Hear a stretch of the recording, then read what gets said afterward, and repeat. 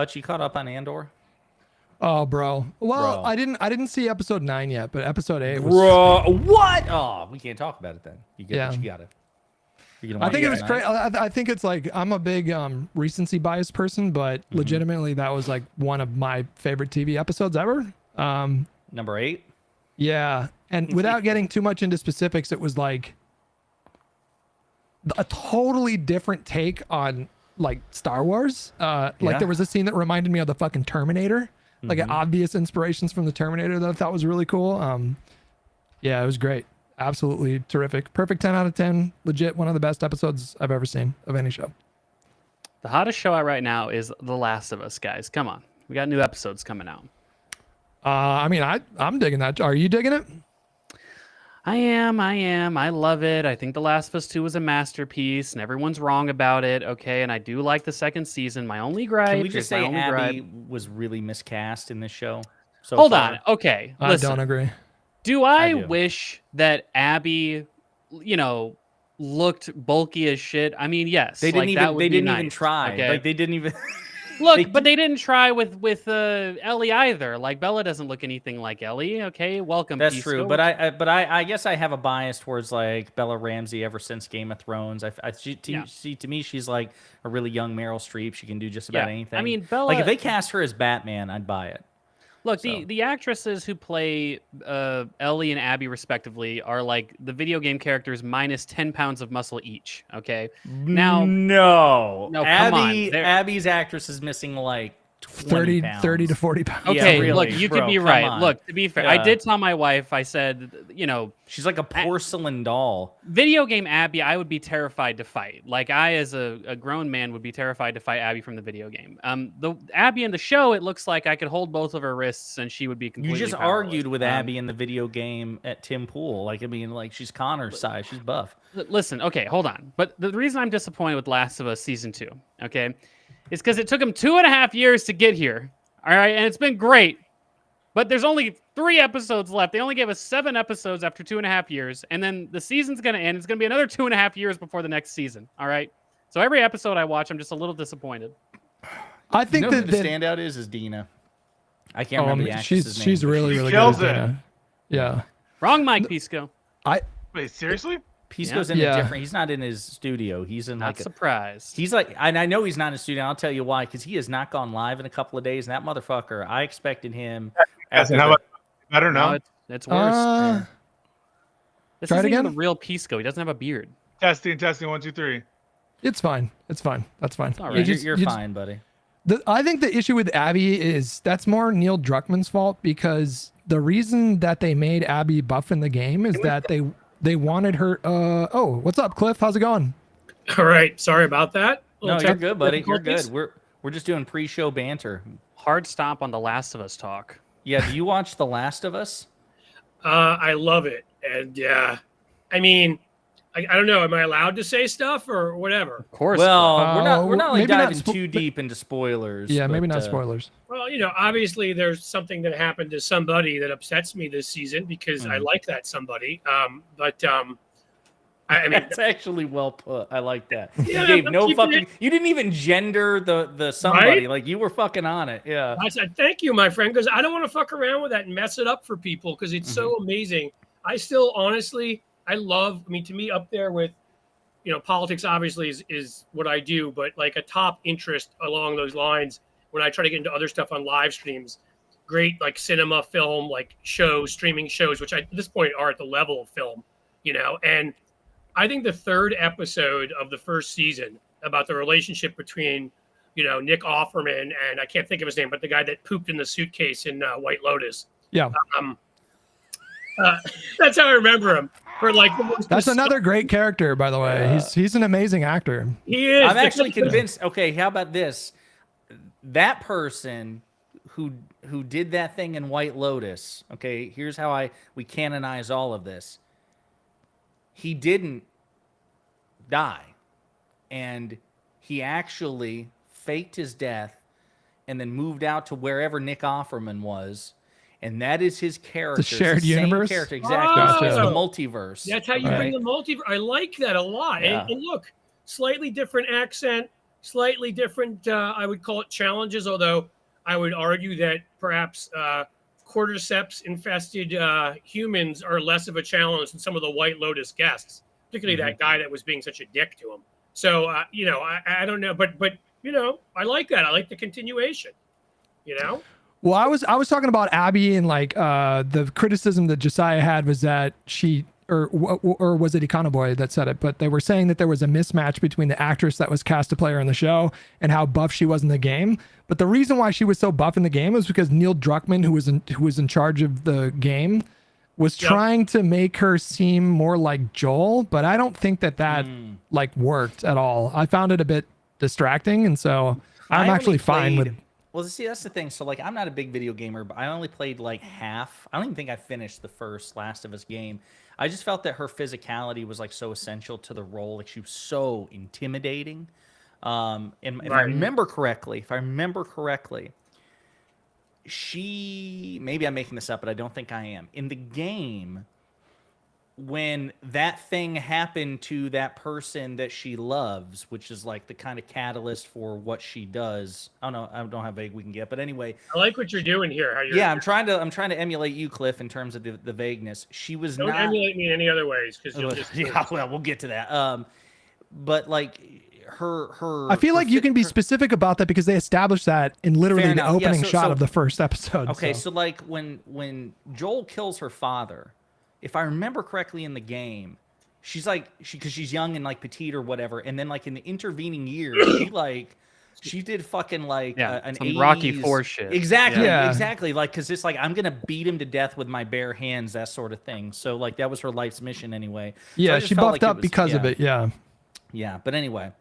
So listen, Cliff, now that you're here, man, why don't you introduce yourself to the other panelists with whom you've probably never had an interaction, as well as the audience, who you are, where they can find you, and then we'll start talking politics. I do enjoy it, by the way, that you're sure I've never spoken to any of these people before, which either means they are a very hidden group or I'm some kind of weirdo that couldn't have possibly interacted with them. It's probably the latter. It's probably the latter. I just don't think that you guys have crossed paths, at least on social media. But there's some strong similarities in what everybody here does with their free time. But yeah, go ahead and introduce yourself. And all good. First of all, great to meet all of you guys here, and you are all guys. And great to meet you folks out who are watching out in the what we'll call the commentosphere. What do I do? Well, it's been a long journey, but for a long time, I helped build the few things I'd say, build the PR program for Everytown for gun safety on the left. I wrote ads for Biden's campaign in 2020. I'm just giving you the highlights. I did a lot of stuff that was a lot less glamorous than that. And wrote a book on John McCain called The Real McCain in 2008. And then had a column for a while at the Daily Beast and Guardian and a few other places. Right now, at this point, I help raise money for Democrats through a large list that I've built. I have a YouTube channel at Cliffs_Edge. Don't quite have what you would call the breadth of influence of Josiah, but we're about 120,000 subscribers and still growing. And then the place that I really kind of blew up, I see Econoboy here on Substack. I did this 12-hour live stream because I'm a crazy person, because I thought I would get people's attention, and I'm a PR guy, and it kind of worked. And I got like Heather Cox Richardson and some people like that who I just happen to know. And so I've got this really big Substack account with like nearly 600,000 subscribers. And I'm really trying to now use that to grow smaller. I always hated it when on other platforms, when I started off smaller and folks like didn't give me a hand, which by the way, Josiah has helped out a ton. So he's not one of the people I'm talking about. Where people are just like, no, hurts my algorithm, man, or, whatever. And so I'm really trying my best to other folks on Substack to try to, build up whoever I can highlight, because I'm lucky enough to have this platform. So Blue Amp. Yep. So that's Blue Amp at Blue Amp. And yeah, we put stuff out pretty much every day. It kind of coincides with the Cliff's Edge YouTube a bit, but it's a broader thing where it's me and a partner or two, and so that's why it doesn't have the same exact name. But similar stuff, Democrats. Let's talk about that for just a second here, Cliff, because like I haven't been I'm so swamped. I haven't been able to like keep track of what's going on. When I see like your live shows these days, I think I see, and I could have swore I saw him on the Young Turks. Schecter, right? Yep. So Schecter is an old friend. Just an absolutely terrific guy. David Schecter, we're talking about. He used to be an anchor, for folks who don't know out there, on MSNBC and CNN. Won an Emmy at some point. And he's just like the nicest guy in the world. And I mean, honestly, I met him because this should be told, and we became friends. And then he lived in New York, near where my dad was in the hospital and was heading towards, nothing good. And David's one of those people that was there like every day, even though we had become friends like a year before. He's just a fantastic guy. So David has joined me as a contributor to the Substack, and now he's also contributing to the YouTube. But particularly the Substack obviously has a wide reach. And so Schecter is putting together some videos. He's going to start writing a column soon. And, we're lucky enough that we've had some great guests. I know Joe Walsh, not the cool guitarist, but I did this with him when I met him at the DNC. I'm like, is this Joe Walsh from? I fucked it up because I was like, play Life's Been Good for Me right now. It was the Eagles. It was the Eagles, right? Like, right. Yeah. He was Eagles, but I said the and Beatles by mistake, and like he's like, oh, you fucked it up. I'm like, yeah. And that's him. Like Joe Walsh, the political guy.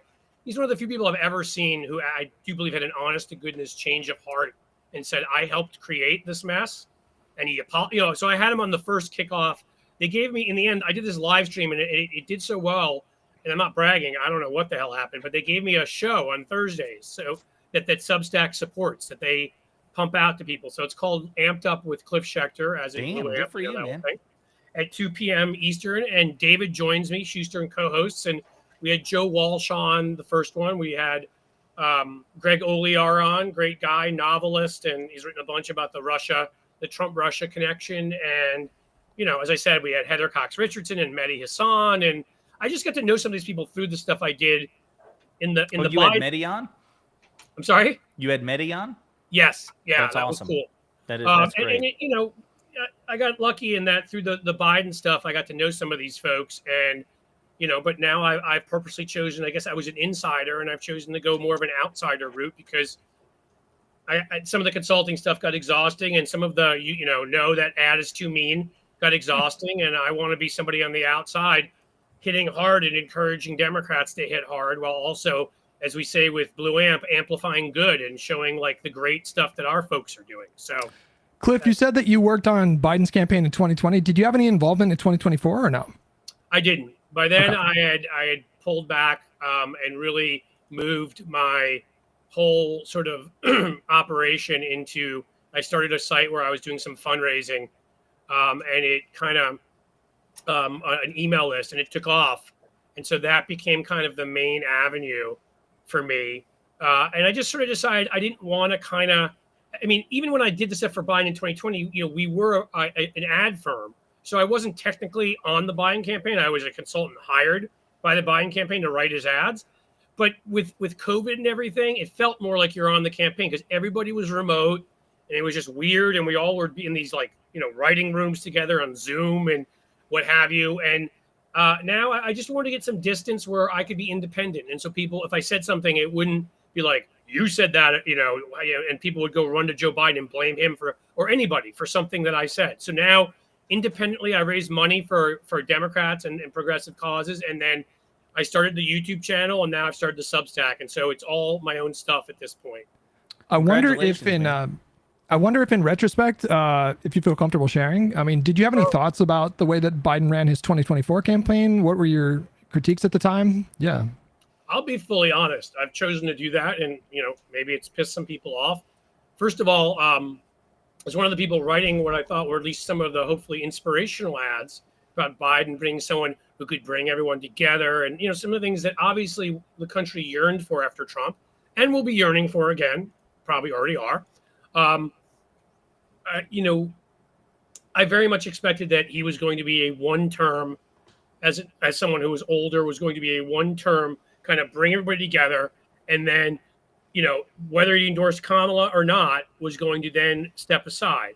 And so I loved Joe Biden. Look, Joe Biden, on domestic policy, I don't think anybody could have done much better. When you look at the opposition and you look at his record, it's up there with LBJs or FDRs. He even got Republicans to support stuff because he made it in their own interest to do so. I mean, he's just that smart. So fully behind that, I think his foreign policy was mostly really good.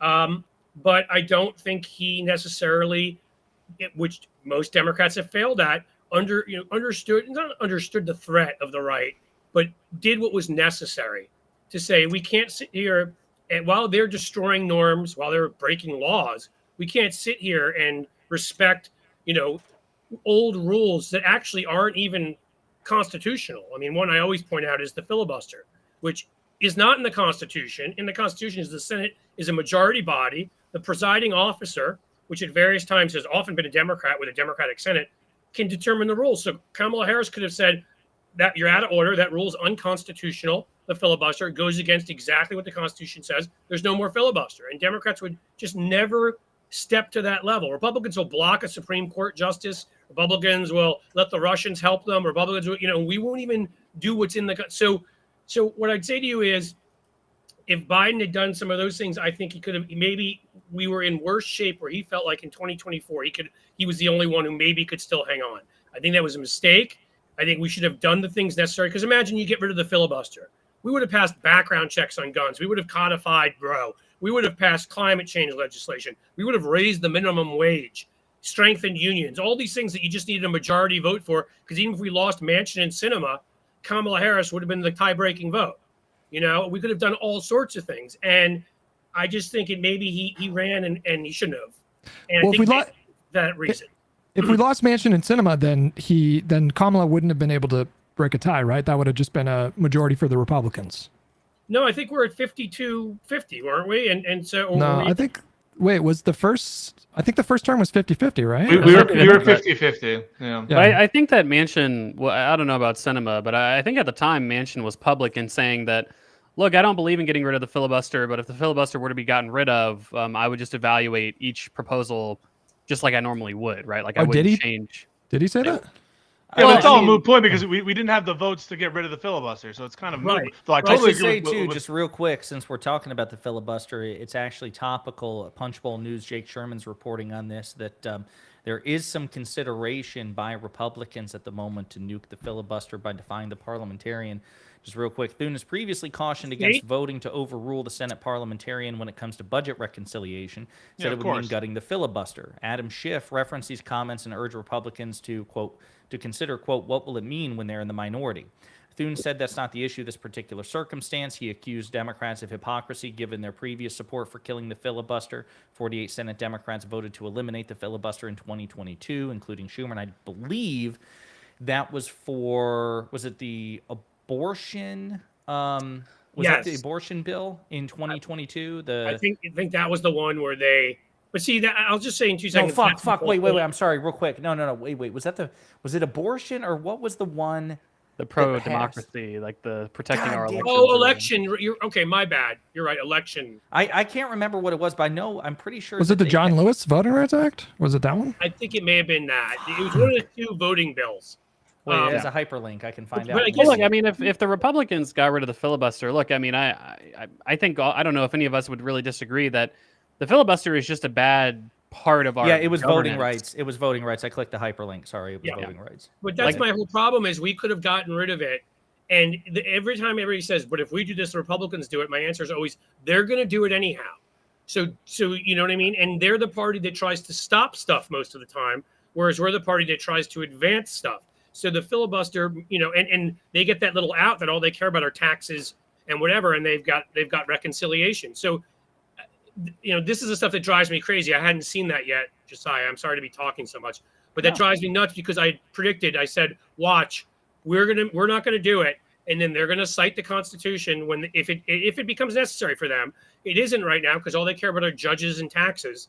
But if it does, you only need a majority for judges anyway, and as your point, reconciliation for budgetary issues. Although they're trying to They're trying to fuck with the contours of what constitutes a reconciliation bill, such that it may require them to override the Senate parliamentarian. I don't know if they will do it. I just want to say, like, I think it's something we should all acknowledge, and I'm pretty sure all of us do, that when Republicans say that they have a principled commitment to the filibuster, that's obviously not true. They'll break that glass if they need to. I think the practical argument with the filibuster is that I feel like probably everybody on this panel expects that the filibuster is going to be gone in the next like 20 years. So if that's the case, I'd like to be the party that actually does it first. And so I think that's like the most practical argument that you can make, and I agree with that. But there's a difference between first mover advantage. Right, sure. exactly. But I think there's a difference between like democratically getting rid of the filibuster, which you would do it by vote, and then Kamala just unilaterally saying it's unconstitutional. I do worry that would have had pretty intense backlash if she would have gone through with something like that. We wouldn't have the votes. From It's right? Well, I think I think the point that Cliff was, it seemed like Cliff was alluding to the idea that as the presiding officer of the Senate, Kamala could basically just say that the filibuster isn't active. The authoritarian nature of the Senate, or the majoritarian nature. Yeah, but obviously, just thinking like consequentially, right? Like, I mean, I don't really think that it would piss off many Democrats, because for literally a decade and a half, the filibuster has been used absolutely and completely only to block the Democratic policy platform, right? So, I mean, I just want to make sure I understand. So is the proposal Kamala Harris as presiding officer of the Senate rule on the filibuster, and that would be okay even if 99 senators were against it? Yeah, well, Cliff, so you're saying that Kamala, as the presiding officer, could have just gotten rid of the filibuster, or what? Could have. I mean, she literally could cite the Constitution. They can overrule a parliamentarian who's like, oh, well, I mean, this is not even one. So there are ones that are questionable, right? Which, like when they're talking about the ERA, and the Republicans are like, well, there's a many years requirement that they passed. Well, no, that's not in the Constitution. There's no requirement based on years. So it should be the law. Okay, but at least they passed some kind of a law in that situation. This situation, it's unambiguous that in the Constitution it says the Senate is a majority body. So she could hold up the Constitution and say, I am ruling this out of order because it goes against the direct text of the Constitution. There's no wiggle room here. And yeah, Manchin and Sinema might have gotten pissed off, but I would say to you this. First of all, when all these votes come up and they can't hide behind a filibuster anymore, do you think a bunch of these Republicans are then going to vote against, or even Manchin and Sinema, in Sinema's case, they're going to vote against gay rights, they're going to vote against abortion rights, they're going to vote against background checks? I mean, these are, most of our policy proposals have 80%, 70 to percent to 80% support, but they can never get a vote because they bottle it up and they hide behind that. I think that's an interesting point in the sense that we have to remember that the filibuster, to Cliff's point, it prevents a thing from being brought to a vote in the first place. That's a fair point that, McConnell as majority leader has used it to choke gun rights legislation because he didn't want it brought to the floor for a vote. I take your point, right? Because it could put them in an awkward position. It's the same thing, not exactly the same, but why McConnell didn't want to bring Merrick Garland when President Obama. Well, I was going to speak to that. I wouldn't do the vice president filibuster one because I think that it's unconstitutional, because I think it goes against the Senate as a 50 person body, let's say. But I would do waiver with respect to Mitch McConnell's failure to give any hearing to Merrick Garland or to have a vote on it, and that when the Senate abdicates its responsibility to actually have a vote on the Supreme Court, I would have just had Obama install Merrick Garland and cite the waiver of the Senate's power there. So I wouldn't do the filibuster, but I would do the waiver for Merrick Garland. Well, and I know we spent a lot of time here on the filibuster, and we've got about I've got about an hour a little with some change here. There's a lot going on in the world of politics. So I'm curious what everyone has thought about. Trump's been in office for 100 days. We talked about it on our last stream. It seems like the polls are still not looking great for him, but that it's stabilized in like the -10 area. What do you think? Is he hit his bottom? Nope. Where he's hit his floor, or do you think what's going on there? And we'll toss it around a bit, but we'll let Cliff have the final word. But what do you guys think? No, Econoboy, get into the how the worst of the tariffs are going to be experienced. We haven't even begun to experience the impact. Yeah, for sure. I mean, I think that's one thing that I would say, whatever his bottom is, he's definitely not close to it right now. Just because, in some sense, he's not close to it. I mean, if he's polling at 40%, but his bottom is 32%, I mean, whatever, right? But the point is, though, is things certainly haven't gotten as bad as they could be. Look, I mean, this is a GOP that's currently proposing stripping away billions of dollars from Medicaid. People will lose their health insurance at the same time that they're deporting so many people potentially with this next budget bill that, you could see not just people being aghast at the lack of due process, but also aghast at the actual macroeconomic effects of just having hundreds of thousands of less laborers in the country, plus all of those community effects. I mean, these are people who are part of communities. People will start to notice these things if they get the money to actually start doing mass deportations. And then you mentioned, Hutch, obviously, perhaps the biggest thing. There was a Fed press conference today where Jerome Powell spoke about this, where, essentially the main takeaway from that press conference was we're not going to be doing anything right now. The reason why nobody's doing anything in general in the economy, because there's so much uncertainty with regards to what Trump is actually going to end up finally doing. What will the impacts finally be? Right now, what you're seeing is shipments going down. People, it seems like the sort of initial stages of shortages of goods and, higher costs for things are just starting to hit the economy, and that's going to start trickling into retail. The big caveat to that, though, is that so many retailers and so many businesses started front running the tariffs by importing so much stuff in the first quarter. They imported like 5 years worth of shit or something, in terms of like how much they would normally import, let's say. Now, that doesn't mean they have 5 years worth of shit to keep the prices down. They've probably got. You're saying 3 they to don't 6 have 5 months. years worth of inventory, or? Well, yeah, like they've probably got, depending on who they are, depending on their strategy, they probably got 3 to 6 months before you really start to see price increases. You really start to see some shortages on the shelves. It's hard to say how much this will be. Like, it's hard to say how people will react to this, because tariffs are not salient in the sense that, typically speaking, especially because I guess Bezos bent the knee. Like, when somebody pays for something, you don't see like plus 10% on tariffs because it's charged at the docks, right? It's already like a sort of distributed cost in that way. And then when you see something that is not on the shelf that used to be on the shelf, does the average person connect that that's because of Trump? Like, a lot of them will, but a lot of them won't. I think a lot will now, because it is ubiquitous in terms of the coverage. Like, everyone is talking about like the amount of people that know what a tariff is now compared to before is, astronomical. Yeah, the coverage is definitely saturated. And so I think a large portion of people will, you're going to see polls like who's to blame for X impact because of tariffs, and it'll be like 62 to 38 Donald Trump, and then like all the other shit, China, Democrats, but Joe Biden or whatever.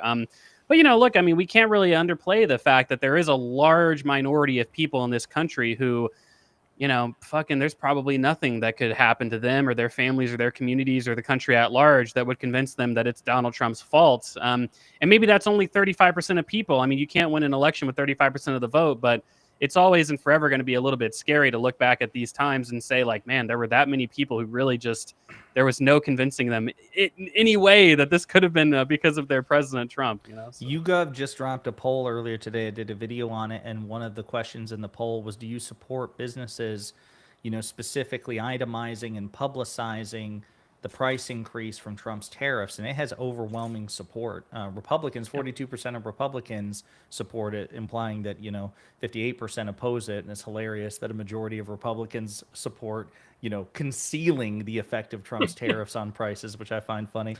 It's just the laws of. What about you guys? It's just the laws of political gravity. I'll keep it quick. But typically, when the economy takes a shit, when prices go up, people will blame the president. So, and I think it's even more the case now because the tariffs, I mean, people like Asmongold, for example, are talking about the tariffs. People like Joe Rogan are talking about the tariffs. So it's bleeding into intellectuals spaces of our time. Well, I'm saying it's bleeding into spaces that are a lot more like normie. These are not the same people that are reading like New York Times, for Dave example. Portnoy.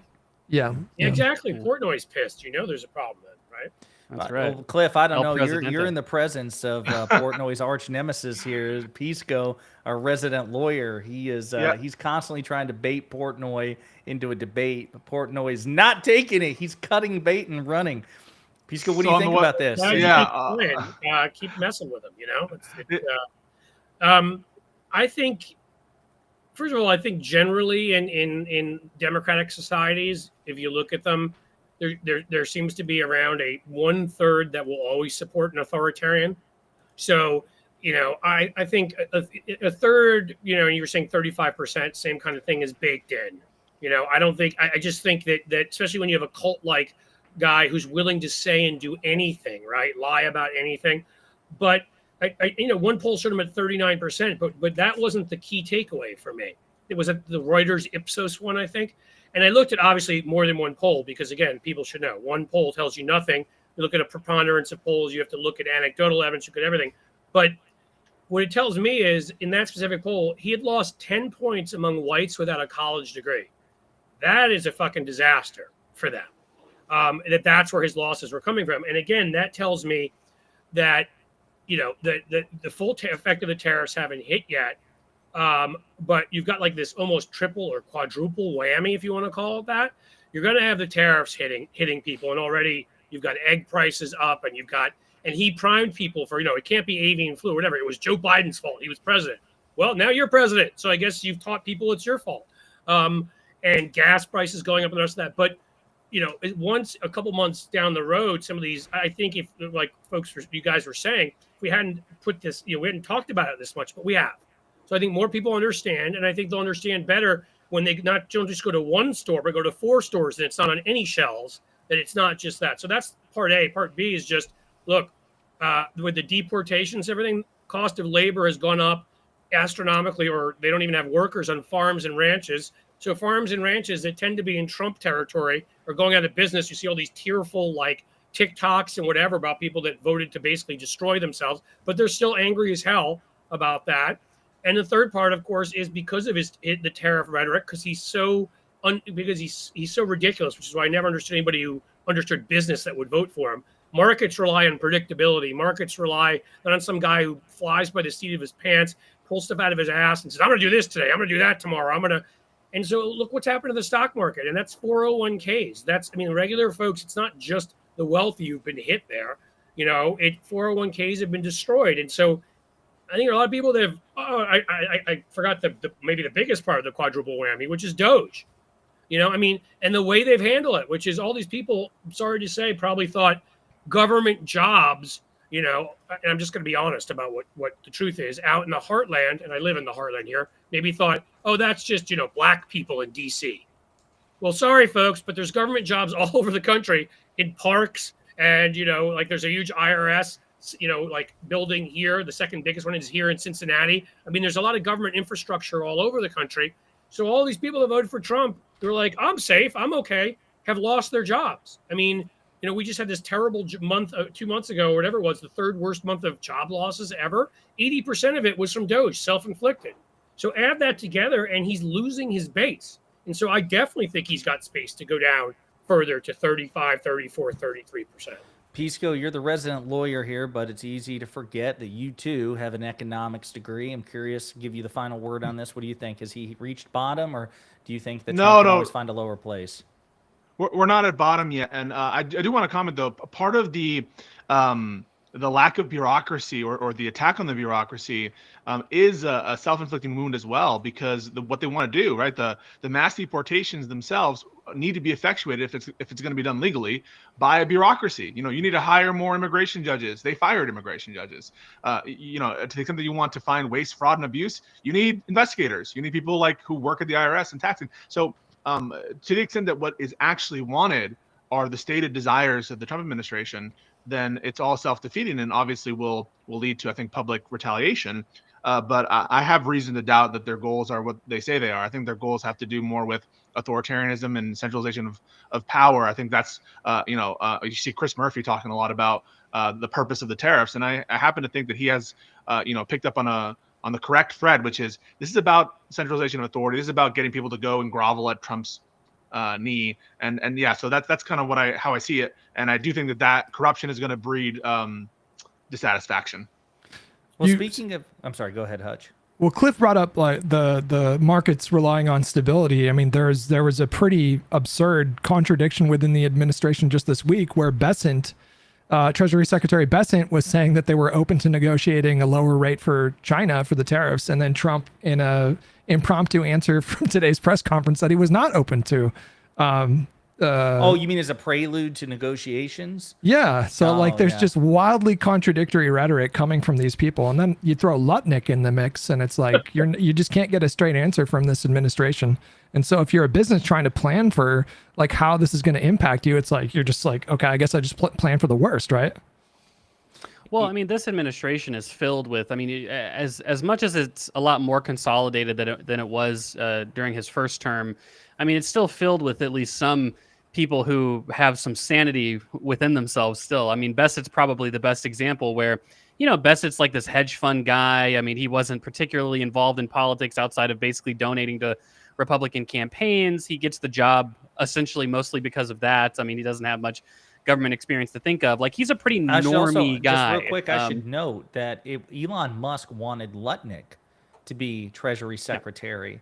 Yeah. And I can't remember Yeah. who was the one advocating for Besant. It was like a little civil war. Somebody was advocating for Besant, and Musk lost that one, and Lutnick. It might have been demoted to Rubio or Commerce. something. I'm not Yeah. sure, but yeah, like Bessett's an example where he's a conservative Republican and he's stupid enough to support Trump, but he's not exactly a complete doofus when it comes to basic economics. And so you see this push and pull. I mean, there was a news story about what was it about? I can't remember.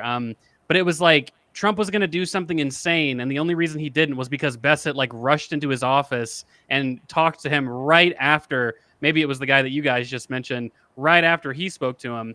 And that's the only reason that we were kind of pulled back from another economic calamity. Like Trump is, he's very wishy-washy, right? I mean, there was the news story about Marco Rubio getting into a shouting match with Elon Musk, right? Like there's a lot of conflict internal to this administration.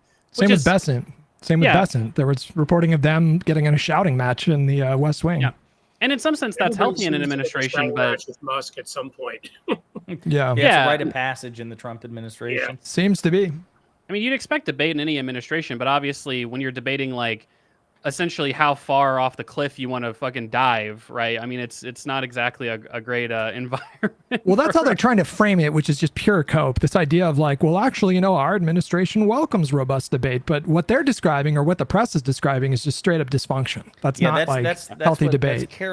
That's Carolyn Levitt's stock phrase. This isn't like the West Wing, right? Time. Where they're getting beers afterwards. Like these Right. people are fucking vying it's just for people power. hurling the R slur at each other, like 5 feet from the Resolute desk. I mean, that's the level we're playing at.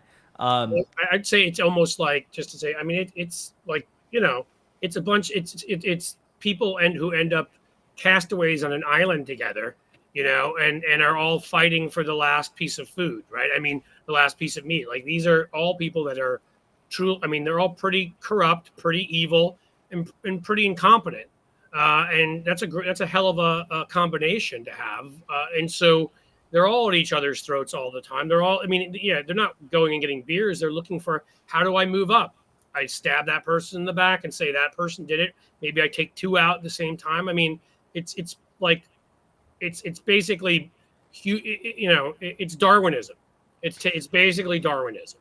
The you said the word corrupt, and I've been focusing on that one a lot here lately because, and I know Senator Chris Murphy is as well, whom Pisco referenced, but it really, I don't think enough attention is paid to this, and I understand why. I mean, how can you focus on it when, to so many Americans, it's abstract, and there's the fire hose of bullshit approach, but, the first Trump administration was probably the most corrupt administration in the history of the United States until that point, and this version is making that one look like, I don't know, like it was saintly in comparison. I mean, the meme coin bullshit, the dinners that Trump is advertising. I think he did one on May 5th, and he's doing another one on May 22nd, for his top donors to this meme coin. You have what we're learning about World Liberty Financial and, a $2 billion purchase of $2 billion worth of coins from World Liberty Financial. I think it was by Abu Dhabi, I believe. I mean, it's just all this stuff, all this shit is staggering, and it doesn't seem to be penetrating at all. And I wonder if it's just because Democrats think that people won't care, or there just hasn't been enough effort to make it visible to the American people. What do you guys think about it? Because the corruption is staggering. I mean, if you cared about, I'll wrap up with this. If you cared about Hunter Biden And so many people did, not just Republicans. I mean, that penetrated for a lot of Americans. There were some polls during, Comer's witch hunt, during the last, 2023 and 2024. There were some polls where it was basically a 50-50 split of Americans thinking that Joe Biden was corrupt and, that Hunter Biden was profiting off the family name and Biden was aiding and abetting. And if you know about that shit and you're obsessed with that shit, but you don't give a fuck about what's going on with the meme coin stuff, you've lost I the think you plot. touched on it right there. I think like the average American's mentality is like, well, all politicians are corrupt. And so like, I feel like that stuff isn't as particularly salient when we're talking about the wholly corrupt sort of like the dinners for his like wealthiest donors to his meme coin. I just feel like people tune that out because the Republican media sphere has just done such a great job of doing basically whataboutism. It's just, everybody's corrupt. And so they just don't really pay attention to that The stuff. Trump administration just decided to pay Ashley Babbitt's family $30 million.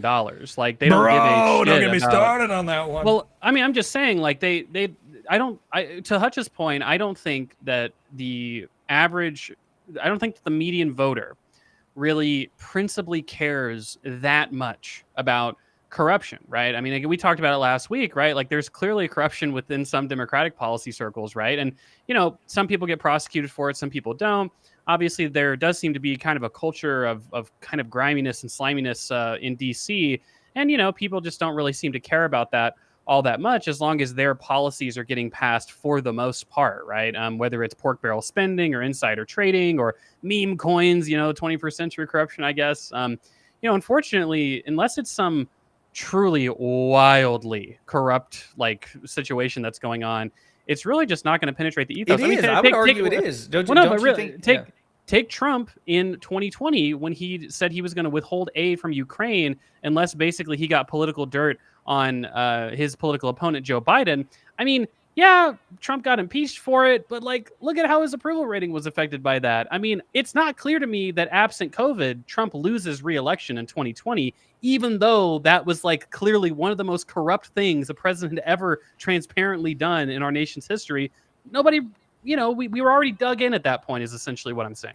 Well, okay, then again, you guys jump in whenever, but here's the other alternative here. Okay, and maybe I'm just reading the tea leaves wrong, and maybe I'm, this is just me getting caught in confirmation bias. Is it possible that he's just held to a different standard, and that these instances of corruption, the various emoluments violations, all the shit we saw, the conflicts of interest that Crew documented in Trump term 1, that this would sink Biden, Harris, any Democrat, Yes. but Trump and the Republicans just get graded on a curve? Absolutely, yes. That was actually, I was just, I was going to jump in at some point and say that. I just wanted to wait and not, but No, I mean, yeah, go ahead. it's just funny because I wanted to say the exact thing you said, is that to me, it's two things. One is once we let them get away with the emoluments, which again is right there in the Constitution, or it's plain as day because kings used to purchase other kings, in the good old Middle Ages, and the founders knew that this was something that was a danger. The minute we started letting him get away with having the Saudis rent whole floors of hotel rooms in the Trump hotel in DC, whatever, and we did not impeach him for that. And I get it; you can't impeach him for everything. He's so fucking corrupt. It's so hard. He'd be impeached every goddamn He day. but that is part of it. Is he's held to a different standard because we had to let some of that stuff go for the more serious stuff. And what that does then is it sets an expectation of, oh, that's just Trump being Trump. He's corrupt. Anybody else, even other Republicans, would suffer, I think, for that. But the second reason I'll give quickly that I don't think any of us have given enough sort of credit to here is the reason people cared about corruption with Hunter Biden is because the Republicans told them to. And when they're willing to hold hearings on patently, false bullshit, and then they're willing to have that be blown up by their enormous disinformation ecosystem that we don't have, so that Charlie Kirk is talking about it, Joe Rogan is talking about it, Tucker Carlson is talking about it. It's all across Fox News. It's all across every talk radio, local talk radio station. It's all across Sinclair TV stations locally, and I can go on and on and on. You guys know the deal. They have such an advantage there. I mean, I don't think most people understood what Hunter Biden's laptop was. I don't think they even understood what had supposedly done wrong. But the Republicans are great at this. They made them just get used to hearing bad words. Hunter Biden, corruption, dad helped him, Ukraine, done. The same thing with, do you think anybody could spot Benghazi on a fucking map? Of course not. But the Republicans told them that this was a corrupt thing that Hillary Clinton did. You need to care about this. And we can go all the way back to Whitewater and whatever with this. Remember Solyndra with Obama? I mean, it's this. We've just not built anything close to what they have. You know, all of us here, unless, I don't know, you guys can tell me if you, like Besant, if you got your Soros checks or whatever, but everybody here, I'm going to guess, who has a platform built it on their own. None of us had, like, you know, we're Ben Shapiro and, you know, went to Facebook and suddenly had hundreds of thousands of dollars in Facebook ads that nobody could trace where they were coming from for his show, right? Like, I've never had that. I don't know about you. I mean, the right invests in this. They get that controlling the narrative and controlling the culture is important. And we, for some reason, I don't get it, our people who are on our side who have money still will not do it. There's also an asymmetry in the sense that a lot of the times that right wingers launch attacks against the Democratic Party, a lot of the times they are getting an assist from some people in progressive media, and you just don't see that level of dissension. Is that the word I'm looking for? In the right wing media apparatus? Yeah, well, you don't see that at this point, but that's also part of. I think maybe that adds on to what Cliff is saying, is that Trump has engaged in a project over the last decade. I mean, it's hard to imagine, but Trump has been the leader of the conservative movement in this country for a decade now.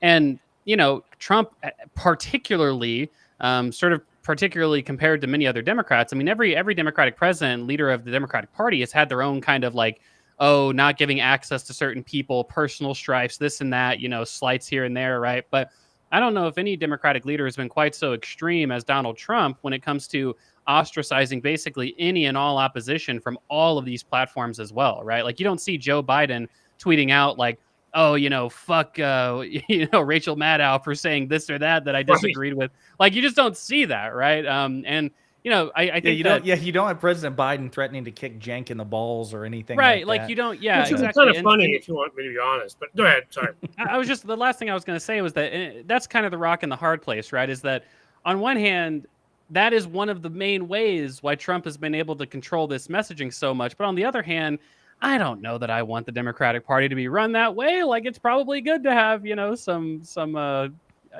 internal debates and some heated discussions. Listen, I think we'd all agree that we don't want necessarily the Democratic Party to embrace the mafia tactics in terms of, you know, crushing dissent in all instances. It is good that to have some sort of self-policing, but I do think it would behoove us to, when we have power, to demagogue the hell out of their corruption, out of the Republicans' corruption. I mean, you know, for the first 2 years of President Biden's administration, Republicans were in the minority in all chambers. And, you know, with all due respect to Jamie Raskin and all of the House Democrats that I love in particular, they could have been opening investigations, public investigations into, what's his fucking dipshit son-in-law, Jared Kushner, you know, and the $2 billion investment from the Saudis. And apparently, like, there were investigations behind the scenes. They just didn't publicize it. And so moving forward, you know, we'll touch on this too, the Democratic Party's future, given some of the resignations we've seen. Moving forward, Democrats, when they get power, you go public with it. You demagogue the hell out of it. You don't leave it open to interpretation. Put it in front of a camera and be relentless about it. But I don't know. I want to ask Pete. Well, we can discuss this, but Pisco, I want to get you in here in just a second, because when it comes to debates, you have been relentlessly debating, or trying to, at the very least, Trump corruption, and it seems like there are a few takers. And I'm curious. I am going to invoke a name here, and I just saw that your Tim Pool debate is going to drop on Friday, and there's some behind-the-scenes pictures that have been posted. You debated Tim Pool? Yeah, it's the second time. Did you get him to take the beanie off or no? No. But you have to ask Econo Boy as well, because he was on there on Friday. Yeah, but they were talking about, like, you know, welfare state and, you know, stuff like that. Yeah. So let's talk about this, because I'm curious. Do you get frustrated? What's your level of frustration when you have conversations with Tim Pool or Rob Noor, who are so obsessed with what they perceive to be Democratic corruption, do they have any appetite? Like, would Rob Noor ever talk or defend the Trump meme coin thing with you? Or is it always going to go back to Kevin Kleinsmith and, the Steele dossier? And will you permit that in future conversations, or will you say, no, we talked about this 300 times, we're not talking about it? Do you have the balls to talk about Trump's corruption? Like, what's going on as you enter the debate space of Trump corruption? What's going on there? What's the diagnosis? So I find that first and foremost, like, this conversation's shoot the person you're talking to, as odd as that is to say. You'll see in this Tim Pool interaction that I'm talking to the crowd. It's really not a conversation with them either. It's a conversation for the thousands of people who are going to be watching the VOD and watching the recording, and to see how ridiculous they are and how much corruption they're willing to stomach. For example, I'll just give you one example of the bullets they bit. I had them clapping, all of them, that the president should be able to do illegal stuff, ignore the Constitution that doesn't apply to, and that's good, and like the fascist king is good. I had Tim Pool saying people who aren't citizens don't deserve criminal trials. We should let people who commit murder, we shouldn't give them, who are illegal immigrants, no murder trials. They should just go, we should just deport them. I'm just incredible bullets that don't even make sense, right? Like, you're going to deport a murderer in the United States to another country? I'm curious on the specific bullet, the first bullet that you mentioned, because I feel this should always be the follow-up, be it you or Jake Tapper and anybody who's talking to a MAGA Republican. Do you support a Democratic president? I want to hear people get asked that question. So we had that interaction. Tim Pool essentially says, well, because Trump more aligns with my worldview, I'm going to trust him when he does it, as opposed to Joe Biden. And that was he puts it out and says it. And I think that is it speaks for itself. It doesn't need further comment from me on that in that sense. But in terms of like which conversation I'm willing to stomach and which I'm not, like, I'm willing to stomach all of these conversations, and I think they're all worth having. Even the double standards one with Rob. What's good now that I have my channel is I'm able to put an edit of the initial part where I get, yes, whenever he concedes something, like, I think he would concede the crypto thing and say that's corrupt, that's not okay, but he would do it in a sentence, right? It would just be kind of like a and then go on to Hunter Biden and Kevin Kleinsmith and Russiagate and all that stuff. But now I can just compile all the edits of the bullets that he's biting and put it into like 30 seconds, and you see he looks ridiculous. And the last thing I'll say is, I said earlier that I think corruption can have an effect in lowering population. I think it's the second order effects at this point. It's the fact that population. Do you mean popularity? Popularity, sorry, my bad. It can have a negative effect on popularity. I happen to agree with you guys that, like, the American people have kind of shown, at least with respect to Trump corruption, there's so much there. It's almost like the Mr. Burns syndrome, where there's so much corruption that you can't actually like look at it right for a lot of these Americans. I don't know why. I think it'll be the second order effects, which are like, okay, he's corrupt, and so the stock market is going to, be much lower than where it would be if he weren't corrupt, or he's corrupt, so the IRS is not gonna, they're gonna do some bad audits, or they're gonna get the wrong people in jail, that kind of stuff. He's corrupt, so as he's enriching himself, he's seeking to cut Medicaid for American constituents. Like, we should always make that connection, I'll say, which is how their corruption hurts people. Yeah. So, but in your experience, I guess, Pisco, or is anybody willing to yet defend Trump on this? Or are they running and trying to change the topic to double standards, or to past indiscretions of the Democratic Party, or like I'm curious. Mostly not. Yeah. So mostly the ones there are true believers, and those are mostly like the call-ins who say it's not that bad, but they usually don't have the facts. It's funny. Even Alex Stein, we were talking about Dave Portnoy, in the car. Alex Stein, I don't know if you guys know Alex Stein. He was like a totally normal dude in the car. And I'm not saying he's totally normal. I'm not charmed by him or anything. But the Pisco's Bill Maher he was like the voice of reason. Yeah, no. I'm not charmed by any chance. But on stage, he was the voice of reason. He's like, yeah, I think it's wrong not to give Kilmar Berger Garcia due process. Yeah, I think it's wrong. Like, we should definitely give these people hearings and stuff. And so usually it's about magnitude, is my sense of it. That they'll either claim ignorance, that the magnitude is so much less of corruption than what we saw before, or they'll play into the double standard hypocrisy stuff. But usually when you push on something like Kilmar, even Will Chamberlain, right? The other guy, as you'll see in the Tim Pool appearance, Will Chamberlain, who's on Twitter constantly spreading, in my opinion, like misinformation, false information from the legal perspective that a lot of these right-wing people eat up. He says it was unjust to deport him and illegal, and he should be brought back. And so when you have even the people who are cheerleading the administration, when you push because they know they sound ridiculous. Now, sometimes you'll have a true believer, you'll have a Steve Miller, but yeah, I think that those who care about their credibility, even 1%, I just think it's plain. Oh, go Cliff, ahead. I was just going to say the Pisco's alphabet, 26 W's. Okay, that's just it. That's the entire Pisco alphabet there. No, Hutch, go ahead, buddy.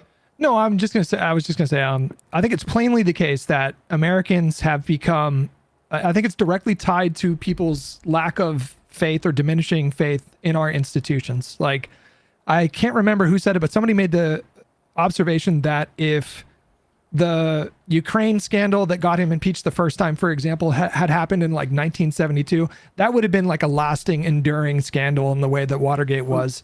But he didn't have a Fox News at his back supporting him in the way that right-wing media currently exists. That and is the explicit reason that Fox News was created, because Rupert Murdoch, in the aftermath of President Nixon's resignation, said, we will never go through this again. Right.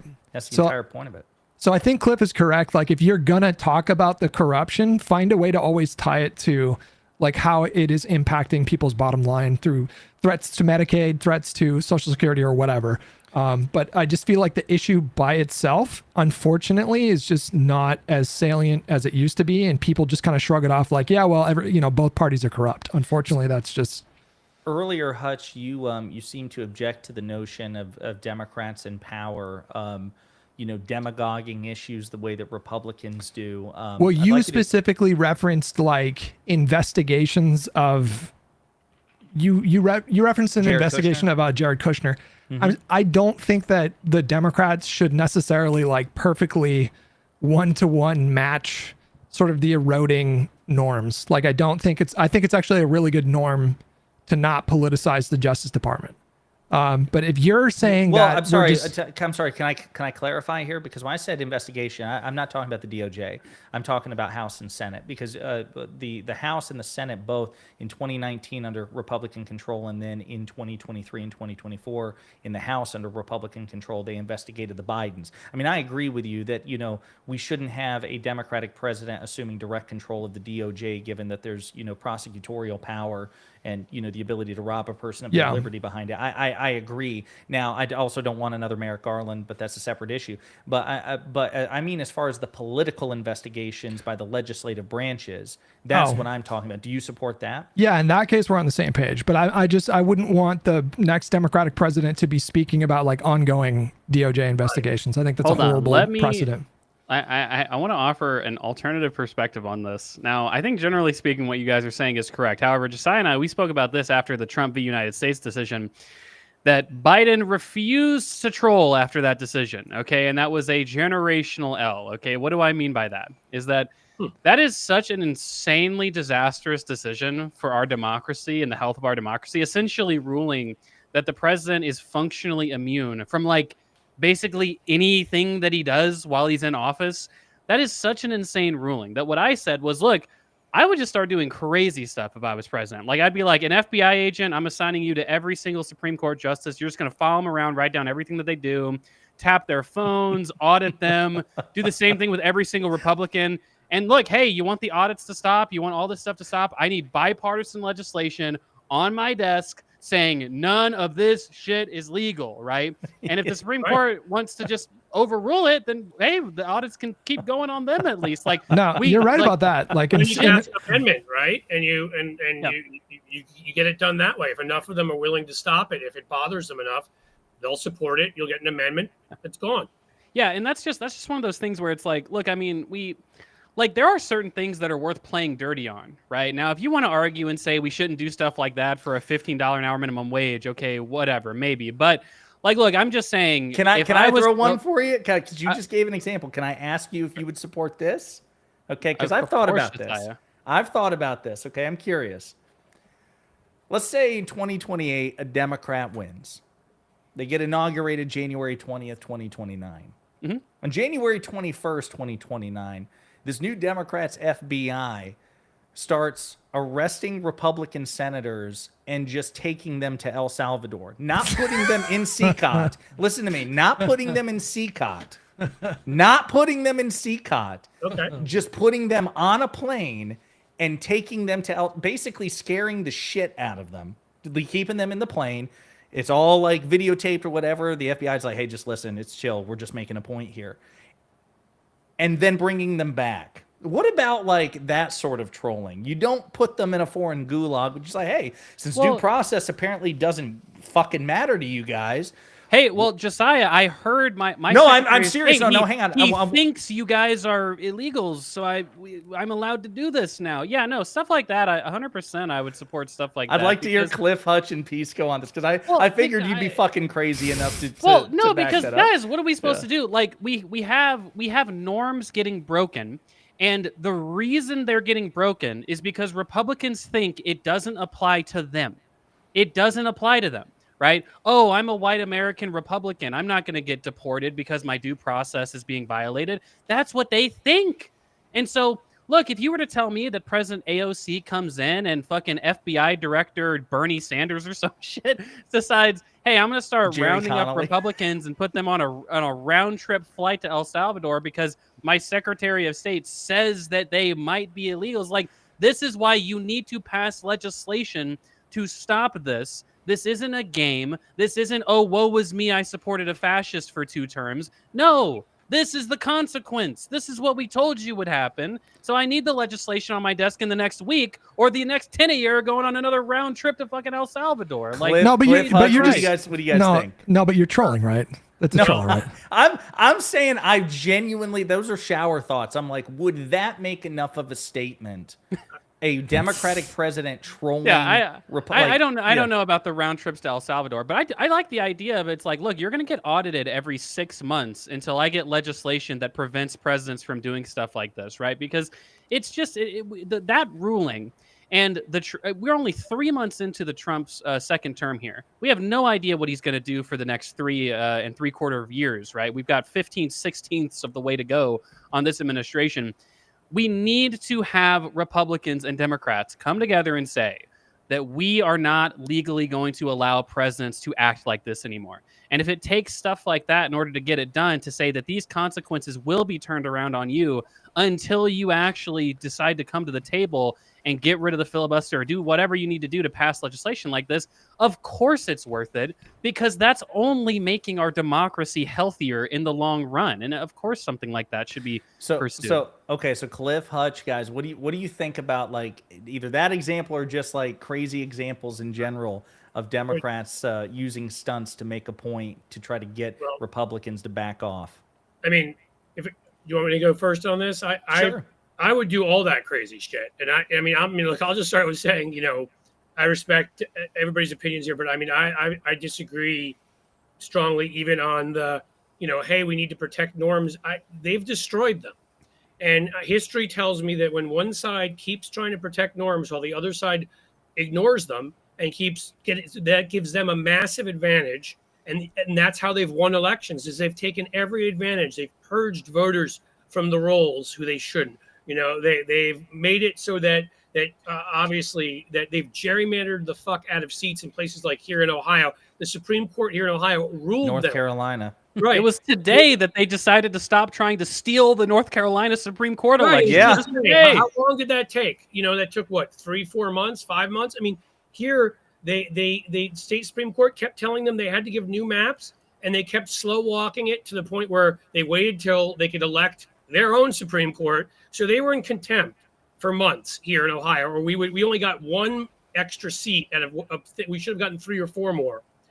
They should have thrown those fuckers in prison, as far as I'm concerned, as in contempt of court until they did what they were told to do.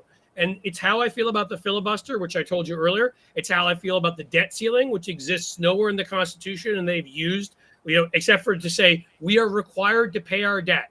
That is what we are required to do. We've incurred this debt already. So to let them hold us up for cutting social programs that people need over in budgets over something that doesn't fucking exist, I'd be like, fuck you, we're paying the debt. Somebody said earlier, I think it may have been Pisco, was talking about the thing with Merrick Garland. It would have been, yeah, you have 30, 60 days, whatever, to advise and consent. That's your right. But if you choose not to advise and consent, that's also your right. Fuck you. Merrick Garland's going on the court. These are the things that we haven't done. And they've done all of this stuff. They blocked Merrick Garland. They've used the filibuster as something that used to be a break glass in case of emergency thing and turned it into a 60-vote chamber. They've used the debt ceiling to cut programs. They've done all these things and much worse. And to me, again, it's not like a tit for tat thing or whatever, but if we're not willing to step up and fight, I don't want to become them. But the classic example I think you gave, which is where I can summarize this, Josiah, which is, would you do, the Jared Kushner stuff? Well, no, I wouldn't go and have the Senate look into somebody who I believe to be innocent the way Republicans would, or deport somebody innocent, because I'm not a fucking ghoul like them. But Jared Kushner quite clearly didn't get $2 billion for his nice smile. And so the fact that the House didn't investigate him and didn't make it public, when that's the key part. Just to clarify, right? They were looking into Jared Kushner, they just weren't publicizing it. And I think that was their fatal error. And we think we're too good for that. Oh, we don't want to market. That's below us. No, you need to be messaging every fucking day. And part of it, you use the congressional process where you investigate people who are breaking laws. You investigate people and you do it very publicly. And that is what my problem has been, is like, we can try to say, oh, no, protect the norms. The worst, you talk about people that are retiring. Best example, after Mitch McConnell wouldn't let us even vote on a Supreme Court judge, Dick Durbin kept the stupid blue slip law or whatever, where Republicans could still say from a home state of a judge could say, nah, I don't like that guy or that gal. No, the minute that McConnell did that, we should have said, fuck you. We're going to do the same to you. We're getting rid of blue slips as soon as we take over. You've declared judicial war, and now we're in every way possible going to block every one of your judicial nominees and place every one of ours in the court because you did this. And if you want to take this back to norms, we're happy to go there. But if you won't follow norms, that's going to be the price. So I think that's a pretty good example of one of the norms that I would be comfortable with the Democratic Party disregarding or like matching the Republicans' energy when it comes to disregarding these norms. But at the same time, would everybody on this panel agree that the literal health of our republic does in part rest on some of these norms, and therefore like somebody needs to be fighting to preserve some of these norms? There's like a spectrum of importance when it comes to these norms. I think that we would agree with that, but it sounds like what we would disagree on is the mechanisms by which we would protect them in the long term, right? Well, like that's one of the reasons. Well, I was just going to say that was one of the reasons why I would say, look, I would start doing a lot of extreme trolling with regards to the immunity decision, because look, we can't have a republic where the president thinks he's essentially immune from all prosecution. We need to do every single thing within our power, in order to get rules codified that says, no, if you're the president and you start doing illegal shit flagrantly, we're going to arrest you and we're going to throw you in fucking prison. We do not. That's not what you said, though. That's not what you said, though. You said, I'm going to announce audits for like every single Supreme Court justice. Yes, no, because you would get that legislation. Of course. Well, Hutch, if you just sit there and say, like Joe Biden did, and say, well, listen, I'm just going to keep operating and I'm not going to do anything and that's bad. Guess what happens? Trump is in office. Nothing's been done about it. The Republicans have no plans to plug any of those holes at all. Democrats haven't even spoken about this. I don't think Trump is in office because Biden didn't threaten to audit every member of the Supreme Court. I'm not saying Trump is in office. What I'm saying is that Biden could have gone to the extreme and said, you need to plug these holes in the next 3 months. If you're not willing to do them, I'm going to be as extreme as I possibly can on this. And then when Trump takes office, sure, maybe he's extreme, but then it's up to the next Democratic president to say, look, we will continue this back and forth until some group of people comes together and passes legislation to fix this problem. Hutch, you laugh, but it sounds like your solution is, oh, whatever, just let the fucking Republicans take office every 4 years and fuck everything up. I'm curious, because I'm going to answer Hutch's question, but I'm curious, like, and I've said this before, but I wonder if people have thought about it. Isn't it strange that after the Trump immunity decision, Republicans weren't concerned about Joe Biden? Isn't that like, it kind of tells you everything. They had no reason to be. Right. Right. Like they spent fucking years. You remember the Philadelphia Independence Hall speech? Like, oh my God, Biden's a dictator. He's the true authoritarian. We're going to get the Fauci ouchies, and there's going to be, CRT in every goddamn classroom. Like he's a real authoritarian. Oh, the sitting president is effectively handed sovereign immunity courtesy of the Supreme Court, and Joe Biden is the current president, and we're not worried. We in fact celebrate the decision. Like I think a lot of that had to do with they knew they were full of shit. They know in their souls, they gave it away. Even if there's dissonance in their brain and they would never acknowledge it publicly. They know Democrats are just objectively better trusted with that kind of sweeping discretion than No, but I Trump. agree with you. I agree with you. I'm saying that there should be a limit to how far we push that. Pisco, jump in, because I feel like Well, you're going to hold have my back on Let me this just one. make one, because before Pisco jumps in, let me just make one thing clear. Everything that I described, according to the Supreme Court, is 100% okay. That's not the point. 100% okay. Everything I just said. There's not the nothing point, they can though. do. The president can do all that stuff. The Supreme Court would write on a piece of paper. They would say, Econoboy is 100% right that technically the president cannot be held accountable at all with all the shit that he just said. So for all the people out there saying this is authoritarian and Econoboy is crazy, the goddamn Supreme Court would disagree with you, goddamn. All right, let's see. Pisco, baby. Go ahead. Take it away, man. Yeah, I think that there are multiple levels to this. The first is we can't do anything illegal. And what the Supreme Court ruled is you can't criminally prosecute certain conduct by the president that's in his core executive authority. Doesn't mean that conduct is thereby legal. I take, for example, politically incentivized prosecutions to be illegal, violation of due process, violation of the First Amendment. And so I would never, of course, be in favor of going after people for crimes based on their political perspectives. Like I wouldn't be in favor of going after someone on the basis of their, that they're Republican or that they're Democrat. I take that to be, or much less charging, or issuing a subpoena or warrant substantially based on prejudice to First Amendment. Notwithstanding the fact that there could not be a criminal prosecution of the president in response to those kind of core executive actions, I would take it to be. What about audits? What about audits? Yeah, so it's a low standard threshold of investigation for audits, but if you have a system of audits that are channeled politically, that is to say they're incentivized or motivated primarily or significantly by the point of view, that is to say the perspective, the political positions of the people who are being audited, that would be a First Amendment violation. Of course I would be against that, notwithstanding the fact that you couldn't criminally punish the president over it. And so I'm going to draw a hard line on anything I take to be illegal. An example of this is like the filibuster stuff. I take the filibuster rule to be a legal rule. I think the filibuster is a stupid idea. I think we should get rid of it. But I think that the Senate is able to make their rules, and that includes rules that are stupid and dumb and limit the Senate and tie its own hands.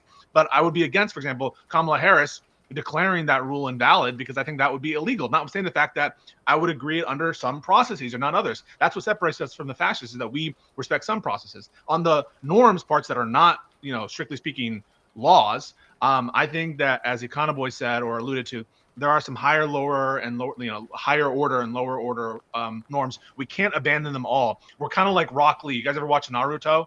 Rock Lee with the weights on his legs. We do have to fight with weights on our legs. And I even heard Cliff said, we're not going to deport you just because you're an asshole. We're not going to deport you just because. And that is, in essence, playing with rocks on our legs. And so the question is, how much weights do we put on our own body? And I think it's a question of degree and not of if we do it at all. Because I think even hearing Desai and Econoboy, neither of you is suggesting anything remotely like what the Trump administration is doing now in terms of the corruption. Well, I don't. Maybe Pisco, you can explain what the functional difference is here, because I understand what you're saying. On one hand, what you're saying is, well, the shit that you're describing, and first of all, I would never argue for auditing people because they're Republicans. Obviously, these are just random audits. They just happen to all be Republicans getting audited, of course. Now, forget about that for a second. You absolutely advocated for audits for Supreme Court members. Hey, it's random. It's just it happens to be the 9 people on the Supreme Court that got audited, okay? Come on, let's be real here, okay? Who could have guessed it? What's the luck of that? Look, we evaluated this, and we happen to think that these Republican congressmen are illegal immigrants, and that's why they, we do the round trips. It just happens to be that way. Now, listen, I get what you're saying, Pisco, that, hey, some of these things might be illegal, but you wouldn't recommend them doing it. Obviously, that's fair enough. But then what is functionally the consequence, I guess, of saying, well, it's illegal for the president to do, but we can't do anything about that. We can't really hold him accountable for any illegal act. I mean, that's obviously the scary part of the decision, the implication being that the president that's can terrific. Do that's whatever terrific. he wants. That case, I've said it's and it'll go down with Dred Scott and Plessy v. Ferguson as one of the worst decisions that the Supreme Court has ever rendered. And I agree that there should be an amendment to get rid of it. And I should add Supreme Court members to get rid of it at some point. Hopefully there'll be I don't know if there'll be an opportunity with this administration. Who knows, to test it. So yeah, I think that we should do everything in our power to undo that for sure. within legal boundaries. But that's just kind of what we can do in response to their misconduct. But I'm always going to follow the law, and I'm not going to I'm not going to violate the law, and I'm not going to propose that Democrats violate the law, because once we do that, then we're bringing about the end of the republic. We're doing exactly what the other side is doing. Well, and I'm not going to be. I'm going to make you bring break your one rule. Well, this is this is the issue, though, is that I guess. Well, obviously we have a disagreement. I'm more of a realist than you are, but like the point is that it feels like there's all of these debates currently, I guess, because of the Trump administration, as to what is even illegal, right? Like we have all these current debates and all these court cases. Obviously, you have some strong opinions in that regard, but my point is that, look, whether it's illegal or not, for the president to order an audit on every single person in the political opposition, right, from the IRS, to me, that's not necessarily as relevant as what is the actual ground impact of the president having this power, and what can we do to essentially force Congress to act to make these kinds of things explicitly illegal. Right? I mean, that's very important. The second that you say, oh, it's all fugazi, what's legal, what's illegal, then all of your criticisms of the Trump administration fall away, because that's exactly what they're saying in response to you, is that it's all up to the viewer, it's all subjective, who knows, whatever. So that's descriptively true, that obviously we have to interpret these laws, and we have a debate on how laws should be interpreted. No, but there are easy cases and there are hard cases, and so I would just hew to that. So there are some things that I would say are very illegal and obviously illegal, notwithstanding the fact that there are some difficult cases, notwithstanding that everything has to come through a lens of interpretation of some account. So, for example, if you're a Christian, you believe that Jesus Christ is divine. Would anyone accept like a definition of Christianity or that wouldn't include Jesus' divinity? Probably not. Or if so, it would be some very esoteric one that wouldn't be accepted by most people. And so I don't think we have to go into this whole kind of like postmodern, like if we accept the ultimate skepticism, or the ultimate, I don't even consider this realism, but the kind of ultimate skepticism that you're proposing, or maybe that the Republicans are proposing, then all of our critiques of the other side fall away, and now we're no better than them, in my opinion. Well, no, I totally disagree, though, because obviously, like you said, you can have what you might consider a more and less obvious thing to be true and false. Now, I think that what the Republicans are doing is they're playing this game, where I would agree with you on one hand and say it seems like the things that they're saying are obviously not true, right? That they're no matter what frame of analysis you use to analyze the law, that pretty much all of those frames would yield what the Republicans are doing is not allowed, right? Now, the issue that I have with that is that Congress, especially congressional Republicans, they want to be in this sort of epistemic superposition where they're essentially saying, well, yeah, sometimes it's bad. I don't necessarily agree with everything Trump is doing, whatever, this and that. I'm just a fucking complete coward as a Republican. I'm not willing to actually codify anything or clarify anything or pass any laws to the effect that would prevent the president from doing X, Y, and Z or reform anything, in part because it advantages my own side, and also in part because, I'm scared of Daddy Donald Trump. What's he going to do to me? This kind of stuff. This kind of norm that the Republican Party has allowed to fester within its party cannot be allowed to go on. Let's give Pisco the final word on this. There's some other things we got to talk about. That the people have allowed to fester. So if you elect feckless, gutless, and disgraceful, corrupt politicians, you're going to get them. And so, in some sense, that is our republic functioning. That the Republican Party has been able to take a stranglehold on so many individuals and people within their party and people, independent. No. Pisco, Steven. Just making a that's great just a function of the republic, and Trump got him. The problem there, I think, is that there's a people problem here too, and it's not just at the end of the at the end of the conveyor belt, you have these politicians. There's a whole process that gets them into power in the first place, and any kind of system that you would propose that would attack these senators and Congress people in a way that is illegal, or a way that is bordering on that. Hold on. I think you're attacking. Wait, no, Cowboy, we got to give him. Yeah, we got to give him the final word on this. Or something that approaches that, you're attacking the very process itself. And the fact that you would point to the Congress people themselves as the target there, I think shows it. Look, can we all agree? Can we all agree at the very least? Can we agree that the next Democratic president should sign an executive order that says the Gulf of America is now the Gulf of Trump sucks? Can we at least agree with that? And then no, because that's updated. That'd be my first one. I think I'd go with Trump as a full diaper, but I'm with you basically. So Cliff, you mentioned Dick Durbin earlier, Now, we are seeing, I don't want to say a mass exodus, but it seems like an increasing number of, shall we say, seasoned statesmen in the Democratic Party distancing themselves. Dick Durbin saying he's not seeking re-election. Jerry Connolly says he's not seeking re-election. I think there's a question at the moment of who will eventually take his place on oversight. AOC, since our last episode, has announced that she will not be seeking the ranking member position, even though she technically could try. She's not on the committee anymore, because she says that based on her understanding that seniority is still the watchword of the day of the Democrats. So I'm curious, Cliff, what's your take on Connolly and Durbin making their announcements? How do you feel about it? What do you think will happen in terms of Connolly in particular, who takes his place on oversight? And what are you wanting to see from the next phase of Democratic leaders? Well, Connolly, if I'm correct, wasn't there a question of cancer coming back? I mean, I think it was related to that. Yes. So that wasn't just him stepping aside to step aside. But look, I do think, there's a point where these, and I'm not like a term limits guy, but there's a point where almost, you've been there for such a ridiculous period of time. And it's often tied to you have to be 80 to have been there for however long. So it's not a thing where I'm talking about age specifically, but most people, I guess we're starting earlier now with Maxwell Frost and folks like that, and even Joe Biden himself got elected pretty young. But for the most part, people are not getting there at least until they're in their 40s or 50s. So my belief is again, like it breeds corruption when they're there for too long, and I think also the problem is this oldest generation of Democrats. It's not their age, it's when their sort of upbringing in politics happened, and I think that a lot of them have been trapped in this mentality of, I call it the Reagan crouch, where like they still think Ronnie is popular, and there's some popular, charismatic Republican president, and that Republicans, let's face it, like. The Republicans had a majority position on crime. They had a majority position on taxes, on things like that with Reagan. They don't have that anymore. In fact, they're massively in the minority in terms of public support on almost everything.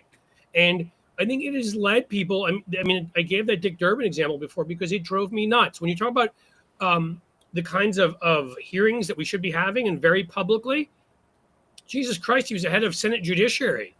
I don't know. Did you guys see any Supreme Court scandals recently? Because I feel like I saw a few here and there. I don't know, maybe a 500,000 Malaysian vacation and a yacht trip somewhere, and somebody else getting some land bought in Denver for 5 times its value, and somebody else's wife, maybe a chief justice's wife who got consulting and made $12 million off of those who had business in front of the court. I mean, it's fucking ludicrous. And the fact that Durbin... Alito's yard having more flags than the UN building. Right, exactly. His upside down flags, his free... Oh, nobody was using that free seat to Rome. I thought I would take it.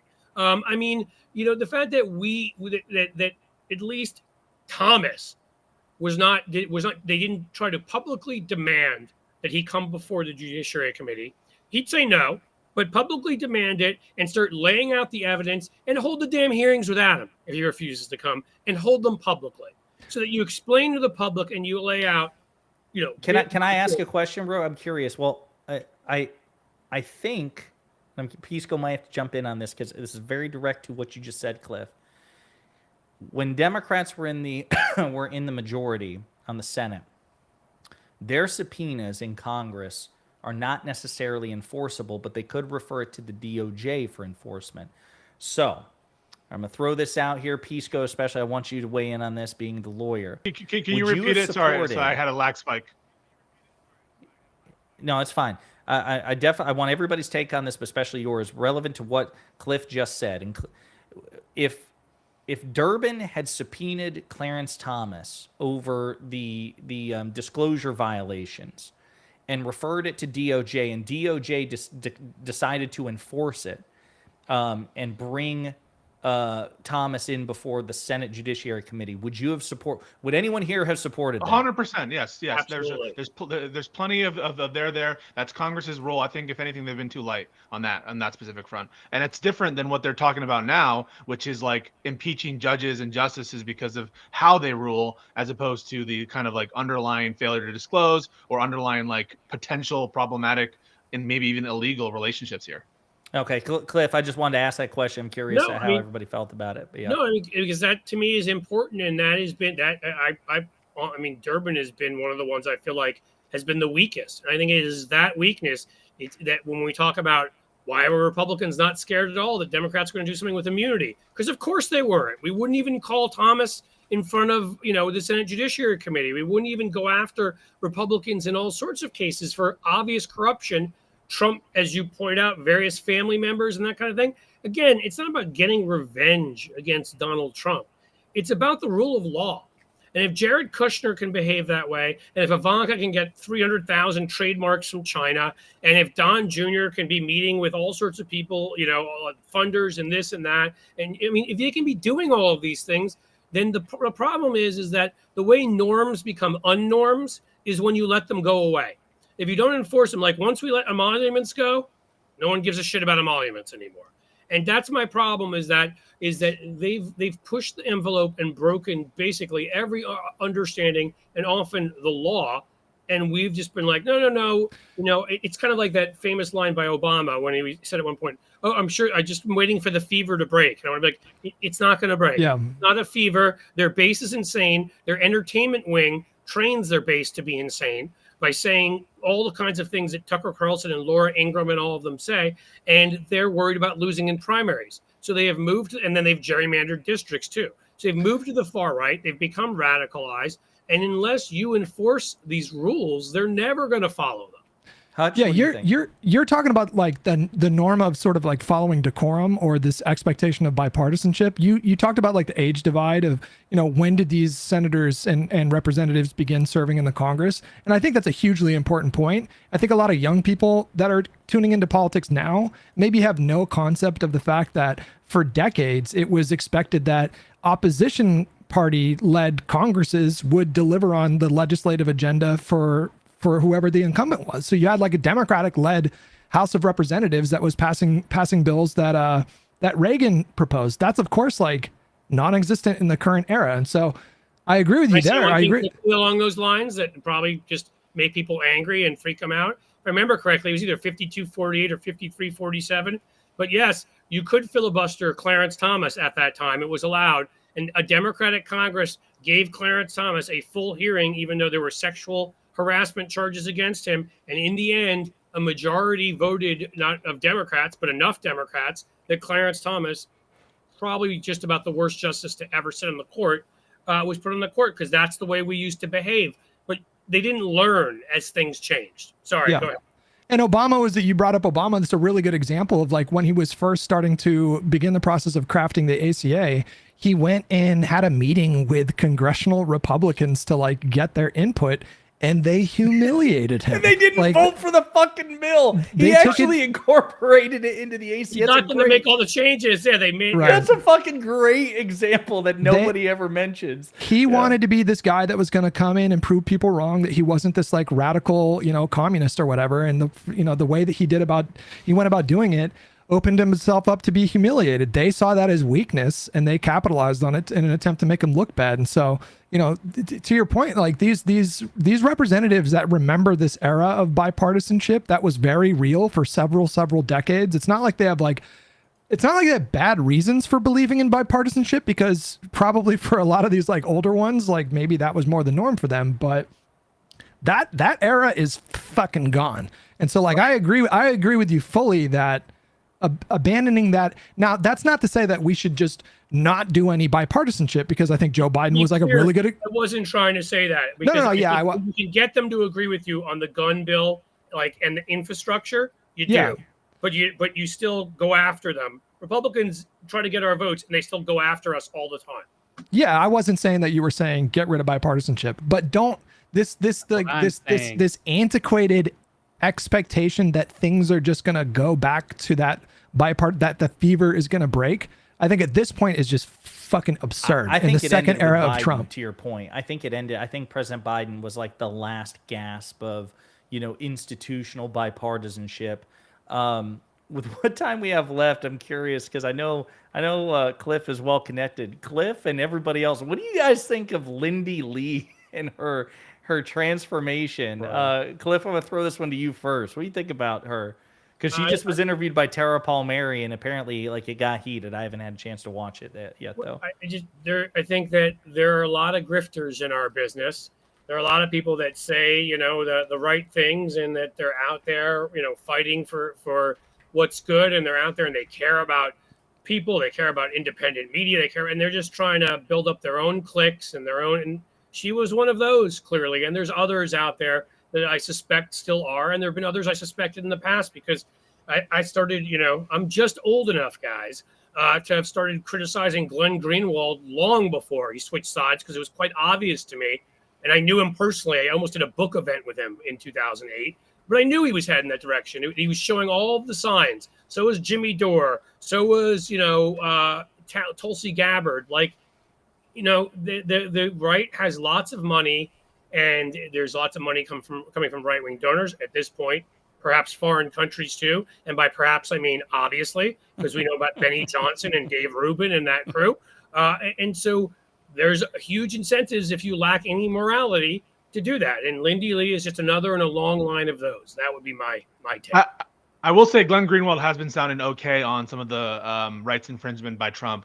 I don't take his outlook on a lot of things very seriously. He was a big fan of Glenn Greenwald's take on insurrection. I am certainly not a fan yeah, of Glenn insurrection Greenwald. was like, it was just a tour. I mean, he was basically saying the same thing that the right ridiculous. Was. I mean, Greenwald's terrible, but he is like coming out full-throated, just saying like this is just an affront to civil rights. So I would put him in a different category than Tim Pool, even though he's still pretty bad. I will say that this was interesting today, which this name has absolutely no significance except to Pisco, but I finally got Ryan McBeath guy, that lawyer guy, to finally admit that Trump is objectively worse on free speech than the Democrats. He's like, my opinion on this has changed. Oh, that's big of him. Because because FIRE, the Libertarian Free Speech Group, they flat out said this, and I love this. This is like my ace in the hole. The executive vice president was like, our legal director says that we have never seen anything like this. This is unprecedented. No, in the Harvard scope, stuff, and severity.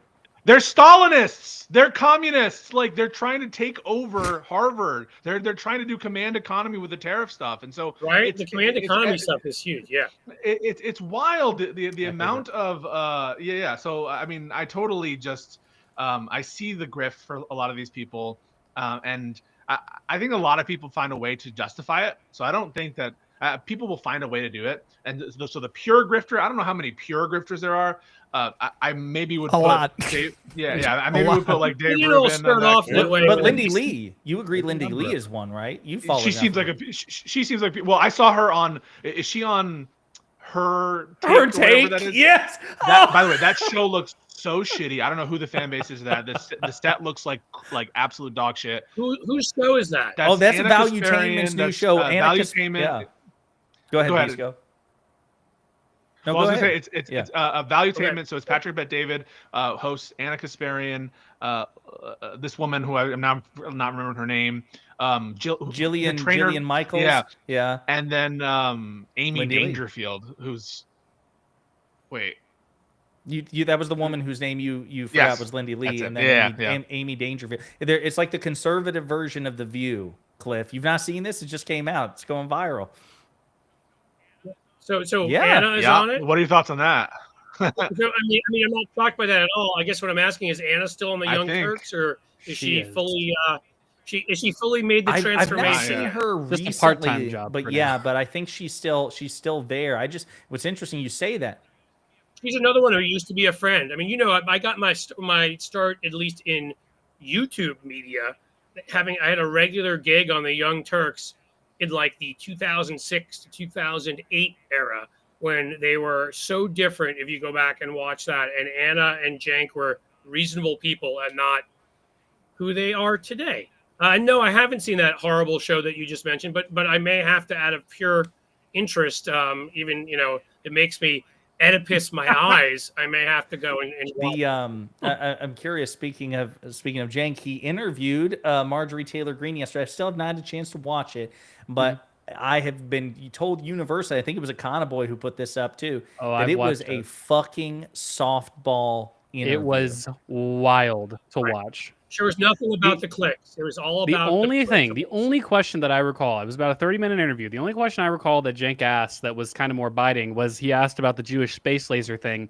And Marjorie Taylor Greene's response was, look, I never even said those words. And it's like, no, okay, Marjorie, I guess you didn't say Jewish space lasers. Essentially what she did, though, was she blamed the California wildfires on Rothschild investment in space lasers in space, right? And so this is where people say Jewish space lasers because obviously That's a it's an shorthand, anti-Semitic yeah. conspiracy theory.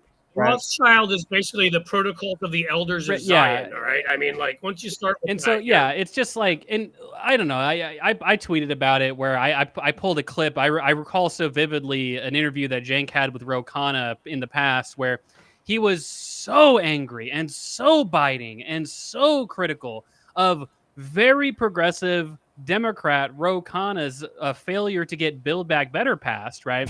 But then, really quick before you play, if you want to play the clip, Josiah, the summary of the interview with MTG was like, gosh, I mean, there's just so much room for agreement. You know, you're a fascist and an anti-Semite. I'm an alleged progressive who's been doing progressive politics for the last 20 years. We just agree on so much stuff. Like, that was the tone of the interview with this complete nut job, Marjorie Taylor Greene. And this is how he treated Ro Khanna.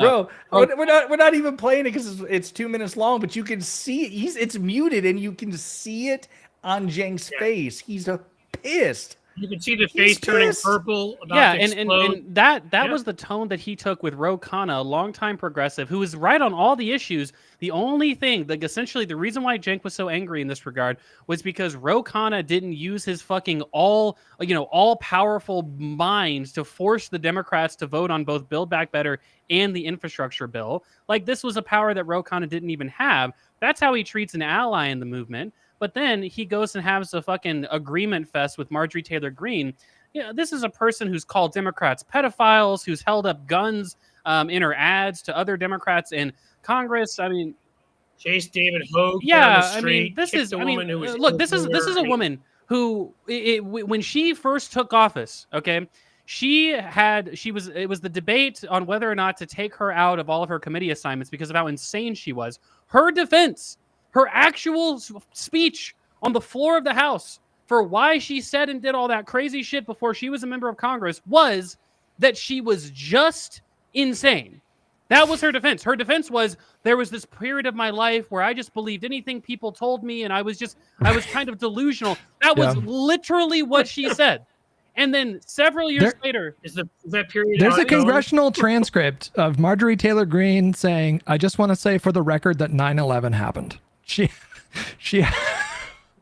you can that is in the congressional record. So that's crazy. I didn't know that. That's probably up there with in the congressional record, Maxwell Frost getting that witness of the Twitter files hearing to quote that Chrissy Teigen calling Donald Trump a pussy ass bitch. That's yeah. Look, I think it's I made a video about that. I think it's pretty obvious that Cenk saw the political winds blowing rightwards, and this is his attempt to sort of like meet people where they're at. I think his gamble here is that, you know, he's gonna have to, like, I guess, quote unquote, like moderate or whatever. And I say moderate, but like use kid gloves with people like Marjorie Taylor Greene when he savaged Ro Khanna, for example, is like a really great example of this. Well, Cenk's and point I think is I think it's a bad gamble. Like, I don't think that this current political movement for MAGA is sustainable in the long run. But we need to also get, I'm sorry, play the devil's advocate here, give him credit. And I feel really bad for Pisco because Pisco is a major critic of Cenk, on his ass all the time. They even got into a back and forth on Twitter. And Pisco's silent here because he's got egg on his face, because he was saying that Cenk's strategy wasn't going to work. And yet, Pisco, Dave Portnoy has occasionally criticized Donald Trump. So fuck you, Pisco. What do you think about that, Pisco? It's kind of funny because Cenk Uygur will do this kind of jujitsu to change what he said and make it sound like he was being accused of saying like the most blasé normal thing ever. So he's taken, everyone was shouting at him, listen, Trump is never going to cut the military budget. Stop giving people false hope. We were saying his right-wing populist base is a cult, that there is a cult-like mentality. And what he turned that into was, no influencer who's ever publicly supported Trump will ever criticize him ever, and that's the critique that he's saying that the I straw don't know man. the Democrats made of him. That's a straw man. Right, yeah, he's throwing a straw man at you because Yeah. you can't debate it.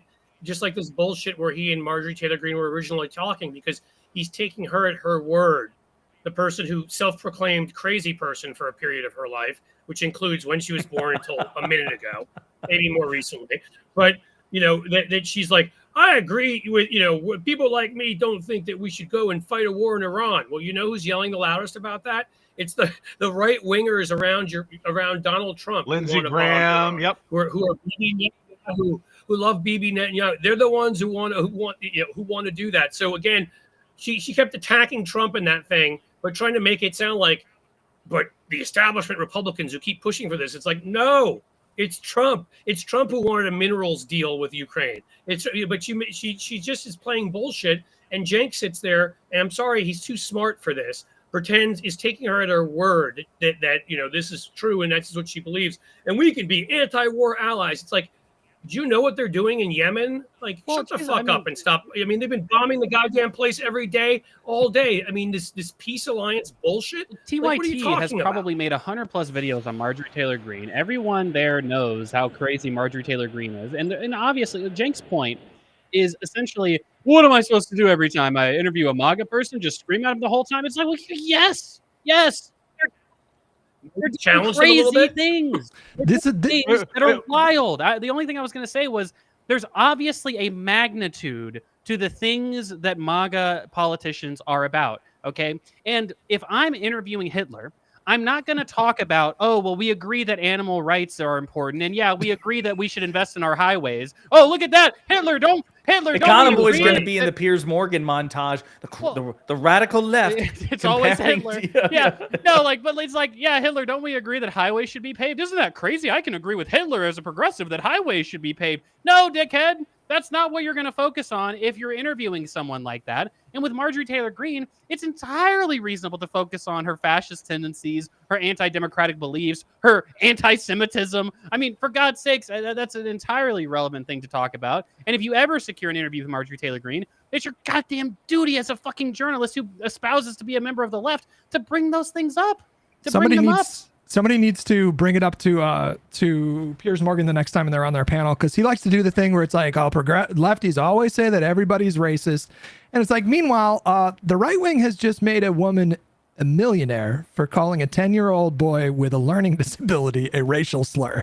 Like, that's it. And she raised over $1 million so far on Give, Send, Go, which is...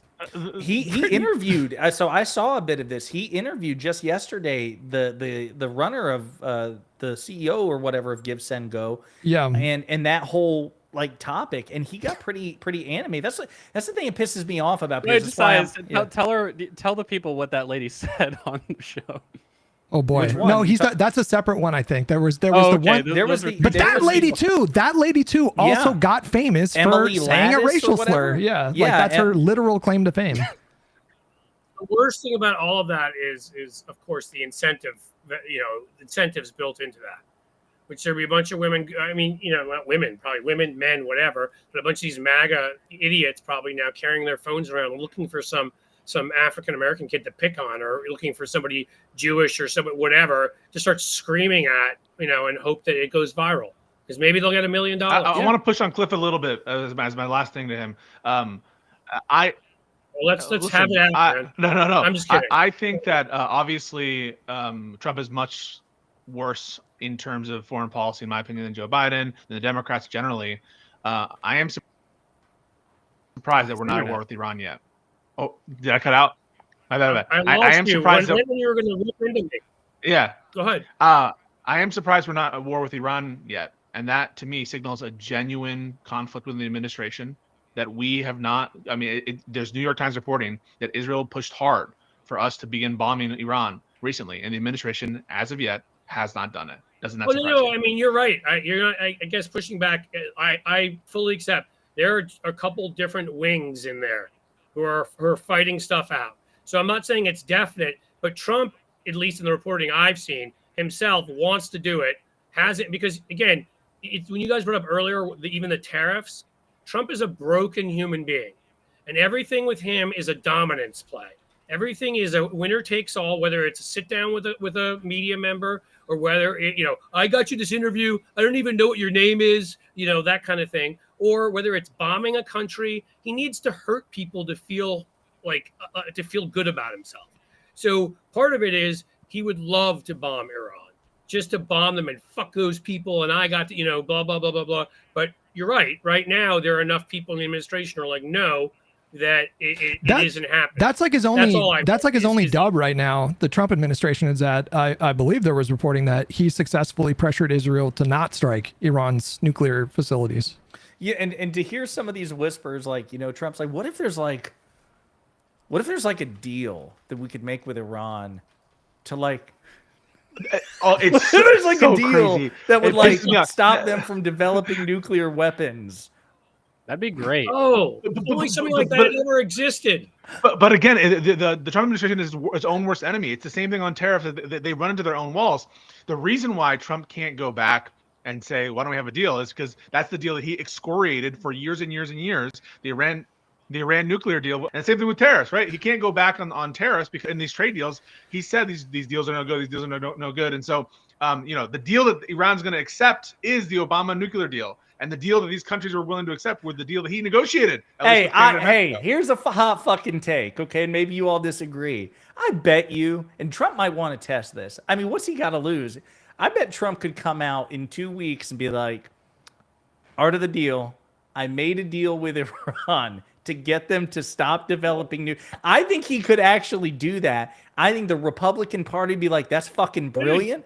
And quite frankly, I think so many liberals and progressives would be just delighted at the notion that, there is some sort of arrangement now with Iran that a bunch of us would give him credit for it too. Be like, oh my God, that's really great. You could, yeah. I mean, listen, he invited the Taliban to Camp David over 9/11. I think after you've done that, you can kind of do anything. I mean, he got his people to be okay with that. Yeah. So Iran, sure. It's so funny. Well, this has been pure fucking chaos, obviously, these last 100 days, and now India and Pakistan, 2 nuclear power. And that's why I'm sorry. And I know I saw Pisco do it. I did it, and I saw that you beat me to it by like 2 minutes. Yeah. I've been loving the shit out of this would have never happened on Joe Biden's watch. And Hutch did it too. Yeah.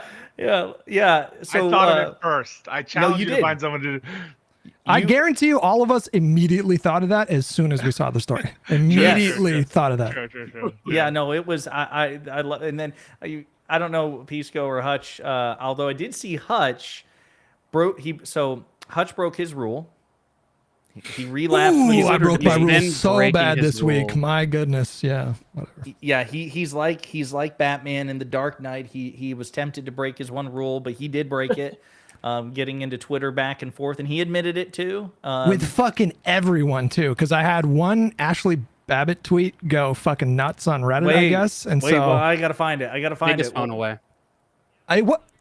That's one of the reasons I stopped going to Twitter as much, because that would happen to me, and somebody would piss me off, and I find myself in an argument with Dan Bongino. Deputy FBI Director Dan Bongino. Exactly. He's probably going to arrest me now. That's what the fucking background is. Cliff is in the jail right now. I know that it is, right? That's like my country club jail. I mean, here's the thing about him. Like, it's perfect. He's, like what he was he was my favorite, because what he would do is he'd attack you and then he'd block you. So you theoretically couldn't attack him back, but then he'd read from one of his burner accounts. So if you got him back hard enough, he couldn't take it, and he'd unblock you to attack you again. He blocked me too, by the way. That's the guy who's deputy director of the FBI. Are you worried that you pissed off the deputy director of the FBI, not known for his chemical balance? I don't remember what exactly I said. Well, I probably said something about him not being known for his chemical. Yeah, because Cliff, I will say that's part of the reason why I want Cliff on here, and that's why I said to you guys, actually, most of us have something in common with Cliff, which is that we go like hard on people on Twitter. Like Cliff gets a little unhinged when he wants to on Twitter. Like he goes hard in the paint, man. I love it. I'm not sure it's my best moments, because I think that you can spend some those maybe more in a more productive way speaking to people at YouTube or Substack or something. But every once in a while, somebody like Megyn Kelly or somebody says something just awful, and I just keep laughing at Hutch's tweet. Literally the most justified police shooting ever caught on camera. It wasn't even like an edgy joke. It's just an objective fact. Like that shoot, I'm not glorifying that she died. I wish she made a different decision that day. But I'm an American, bro. I've seen dozens of police shootings. That is for sure the most justified shooting I've ever seen. Well, and she's committing that act. And if you've seen the interviews with her previous to that, she was all in. She was all in on what she was doing. She was all in on trying to harm people. Let's just say, again, I don't wish for anyone. I don't believe in the death penalty. So I wish that she had instead been arrested and not pardoned and spent a long time in prison. But to give her family 30 million, Jesus fucking Christ. Well, there were calls going out on the radio that day. I mean, despite what MAGA says, there were people with weapons, not just guns. People were there with makeshift weapons, batons, knives. They were stealing police shields and using them as weapons. But they had reports of multiple people with firearms, small firearms, AR-15s. There were several gun charges, and the big defense of Ashley Babbitt was that she was unarmed. But it's like, how is that cop supposed to know that? That cop, their one job is to stand in the breach. Where were you guys when Portland was burning? And where were you guys known? She should have known. She should have known, especially with armed Capitol security on the other side, that she didn't have a shot in hell of succeeding, and she did it anyway. Well, it was pure derangement. Well, and if you're in the middle of a riot where there's gunplay and you try to climb through a broken window that you helped break into the Capitol and trash it for the first time since 1812. After people are chanting "Hang Mike Pence" and like kill Nate, right? Right, you might get shot. I'm not saying I want you to. The better choice is I think you said, Hutch. The better choice would have been to make a better choice that day and maybe go and have a nice cup of coffee. But that's not what she chose. She chose to break the law and put people's lives in danger and put our Capitol in danger.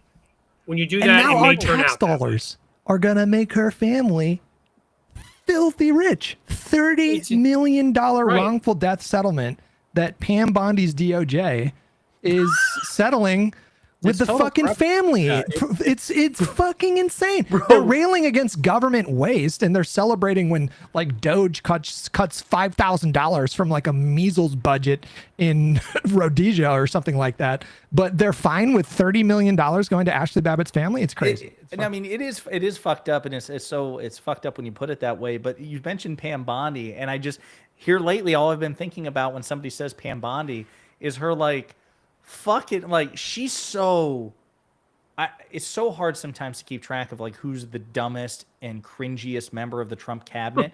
Pam Bondi actually in many ways I think is one of the most dangerous ones, but I didn't have her like ranked particularly high on the dumb and cringe level. Oh, but when she said saving 250 million lives, yeah. Do you guys see this shit? Pam Bondi saved my life, guys. There's a 2 out of 3 chance. We should like 3 of us should thank Attorney General Bondi, who actually and actually Donald Trump, but the fucking number has changed like 3 different times. The Daily Show did this hilarious montage, like on Monday.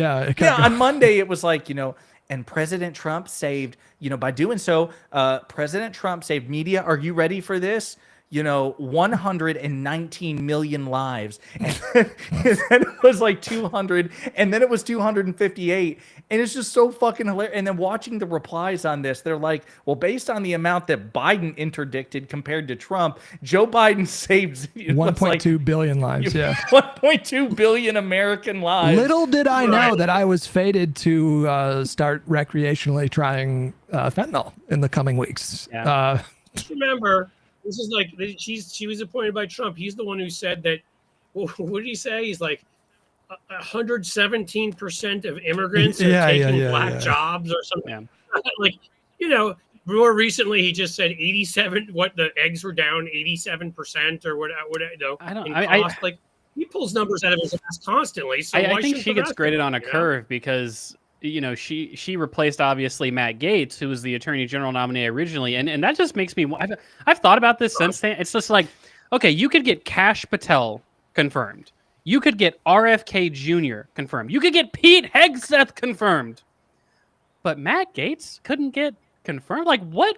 was what the fuck is the full story of what's going on with Matt? I've wondered that ever since he failed his nomination after all those other people got in and not him. It's like, man, what? I don't know. It just makes me feel like some real shit's going on behind the scenes with Matt Gaetz. There was reporting that a lot of Republicans had issues, like many more Republicans. I think it was like 19. It was definitely over 18, and Matt Gaetz has always struggled with that.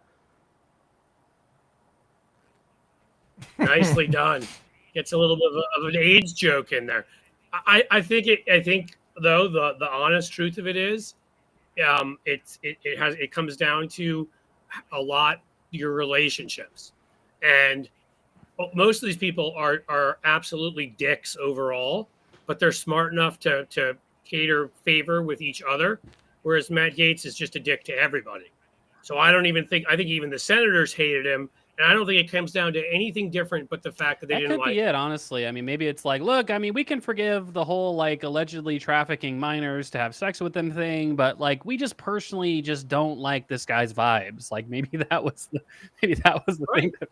Well, look what they forgave with Hegseth. I mean, he paid a woman off who he allegedly raped to say he did, he... That's a dime a dozen in this current Republican administration, Cliff. I mean, Right. I mean, it's not like it's not like, I'm sorry, what he did is awful, but Donald Trump admitted to walking through changing rooms of 16-year-old girls at pageants. And he sure did. So, I mean, Gaetz didn't do anything that I'm aware of that either Trump or one of these other people hasn't done.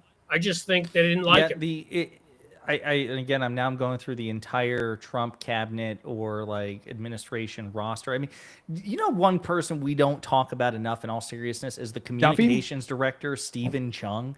That motherfucker is unhinged. He also looks like he's 75 years old and he's 40.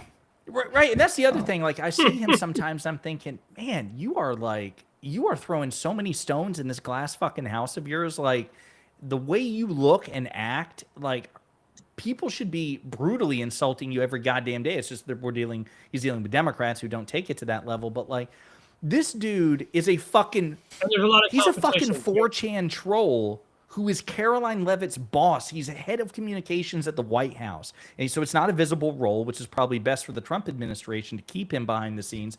But he's like toxically unhinged. And even Caroline Leavitt herself, like to me, she is the apotheosis of the MAGA, public facing role. I mean, she's everything Sean Spicer and Sarah Huckabee Sanders and even Kayleigh McEnany wishes they were. She's like unprofessional, cantankerous, stupid. I mean, the whole combination. But I mean, she doesn't crack, man. I mean, like, she's had some. But what I mean is, like, she is, especially for how young she is, she was almost like built in a laboratory to be the ultimate MAGA spokesperson. And the shit that she has said to members of the press and her answers, like, it's like almost like out of a cartoon movie. Like in Hollywood, they would give script treatments for this shit, and they'd be like, no, this is too obvious. This is way too obvious. I mean, it's only when she has time when she's not going out with her grandfather. I mean, I'm sorry, her husband. Dude, she also ran for Congress, and like reportedly, like there were issues with like the campaign finance and funds and stuff like that. But I don't know. I guess I will conclude too with just, are you all worried 3 months in if this is already where we are with free speech? I mean, like, Trump is still attacking CBS and 60 Minutes. He's going after these law firms. If we're 3 months in, does anybody have any hope at all that the fever will break, or this is just, it's going to get a hell of a lot worse as far as, because I don't see anybody like really meaningfully standing up. Well, wait a minute. Pisco, didn't a judge rule against the Perkins-Coie? So what's going on? Yes. Yeah. So it's quite remarkable. I mean, the judge starts by quoting Shakespeare, and like basically saying that the first thing the dictators do, or one of the first things that they do, is go after and kill the lawyers. So she admonishes people for giving in to him, that it obviously violates the First Amendment, that it violates due process of their clients, that it violates their Sixth Amendment rights to counsel. So all of this, it's one of the worst things, I think, from a First Amendment perspective, for sure. But also just when you go after people's lawyers, that's how they enforce their rights, right? People don't realize, oh, it's just a lawyer, just lawyers. No, it's law firms and legal access to a lawyer of your choosing. That's a way you vindicate your rights. And so it's a humongous deal. And yeah, just another court order that acknowledges what we all know, which is this guy's going to go after, everything that is an obstacle to his. Yeah, I mean, there was recently the immigration czar. I can't remember the guy's name. Homan. Yeah, he was recently asked, hey, are you guys going to do anything about these Democratic mayors who are, allowing sanctuary cities to exist? And he said something like, just wait until you see what we've got planned. So, I mean, I have every expectation that we're going to start to see, Democratic mayors arrested and, more judges arrested. And so we saw a judge arrested, I mean, right? I mean, seriously, like if they want to just arrest Michelle Wu, like I really have no reason to think this administration wouldn't be emboldened enough to do something like that, or at the very least, like threaten it seriously enough that somebody like Michelle Wu, I'm not saying she's weak enough to do this, but I'm just saying like you might see mayors all of a sudden say, well, fuck, if I'm literally choosing between getting arrested or stopping the sanctuary city status, I guess I'll choose to stop the sanctuary city status. So, I mean, I just, at this point, I believe Trump when he says stuff. And, when Scott Homan's in response to a question like that says, wait till you see what we've got planned, I have no reason to doubt that that's exactly what they're going to do in the future. God damn it. I was going to end it here, but I'm sorry. It's just something else real quick. Stephen A. Smith, does he piss anybody else off? Is it just me? Yeah, he's bad. He should shut the fuck up and stick to his lane. And even in his lane, he sucks.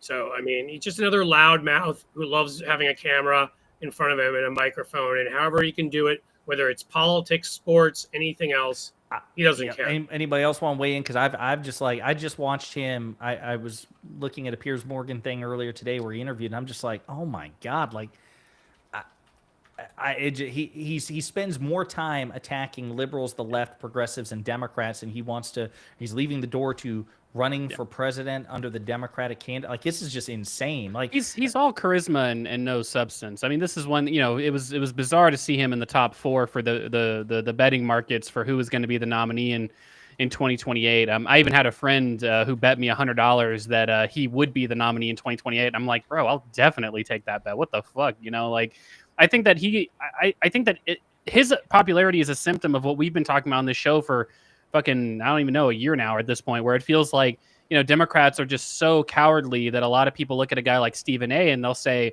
gosh, I mean, at least this is a guy who says it like it is, who's, not bullshitting around. And he does deserve some credit for that. But like you said, when you peel that back and say, what's the actual substance here? It's just mostly bad.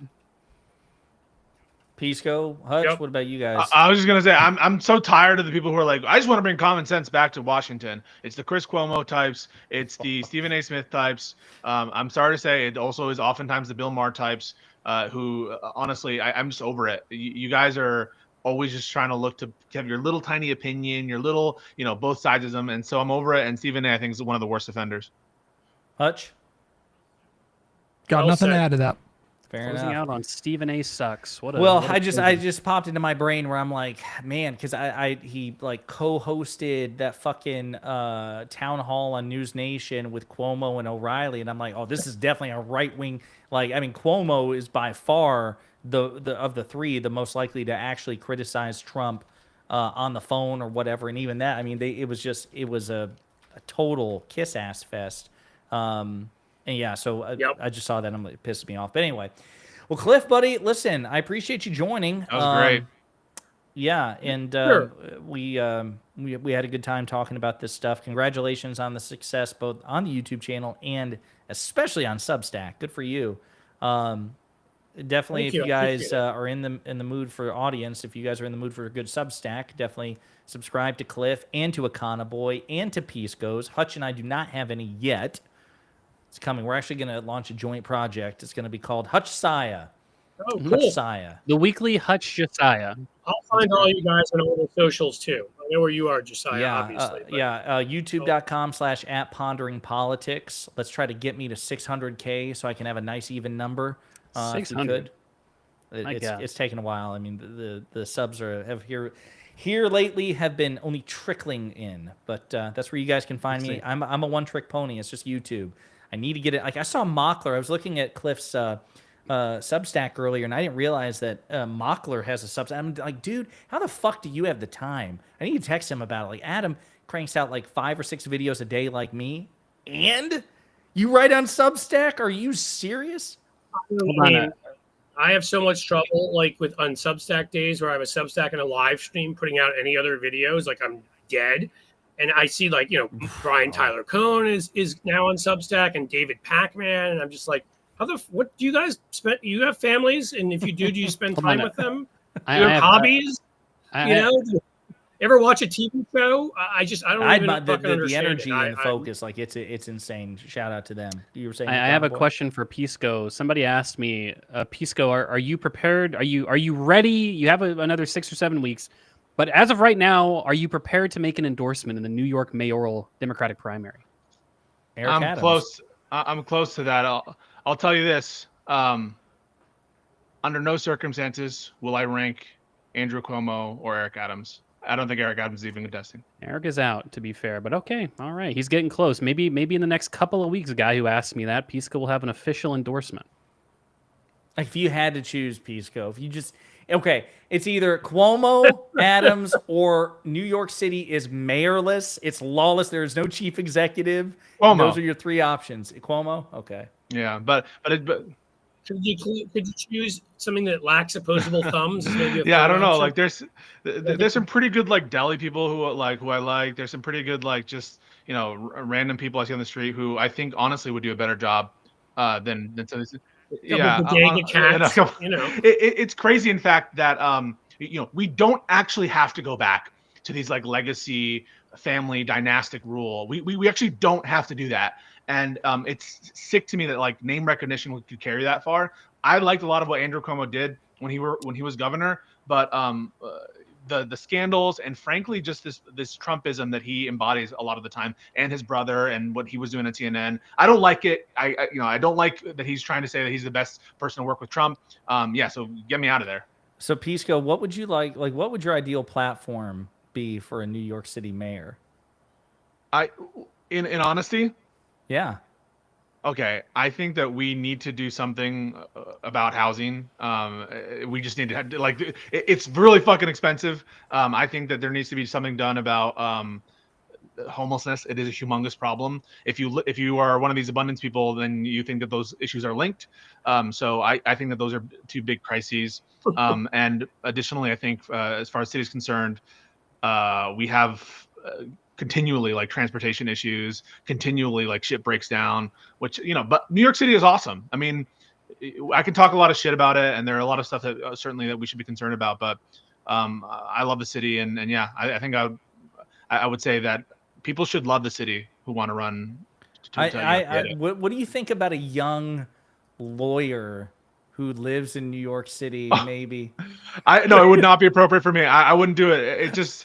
I've seen these New York politicians, and frankly, a lot of our state level politicians are not talented, and so much. And even just look at our federal politicians. Is anyone happy with Kirsten Gillibrand, with Chuck Schumer right now, with Hakeem Jeffries? That's because the right people. That's because the good people of the world decide not to run. Okay, that's why that happens, Pisco.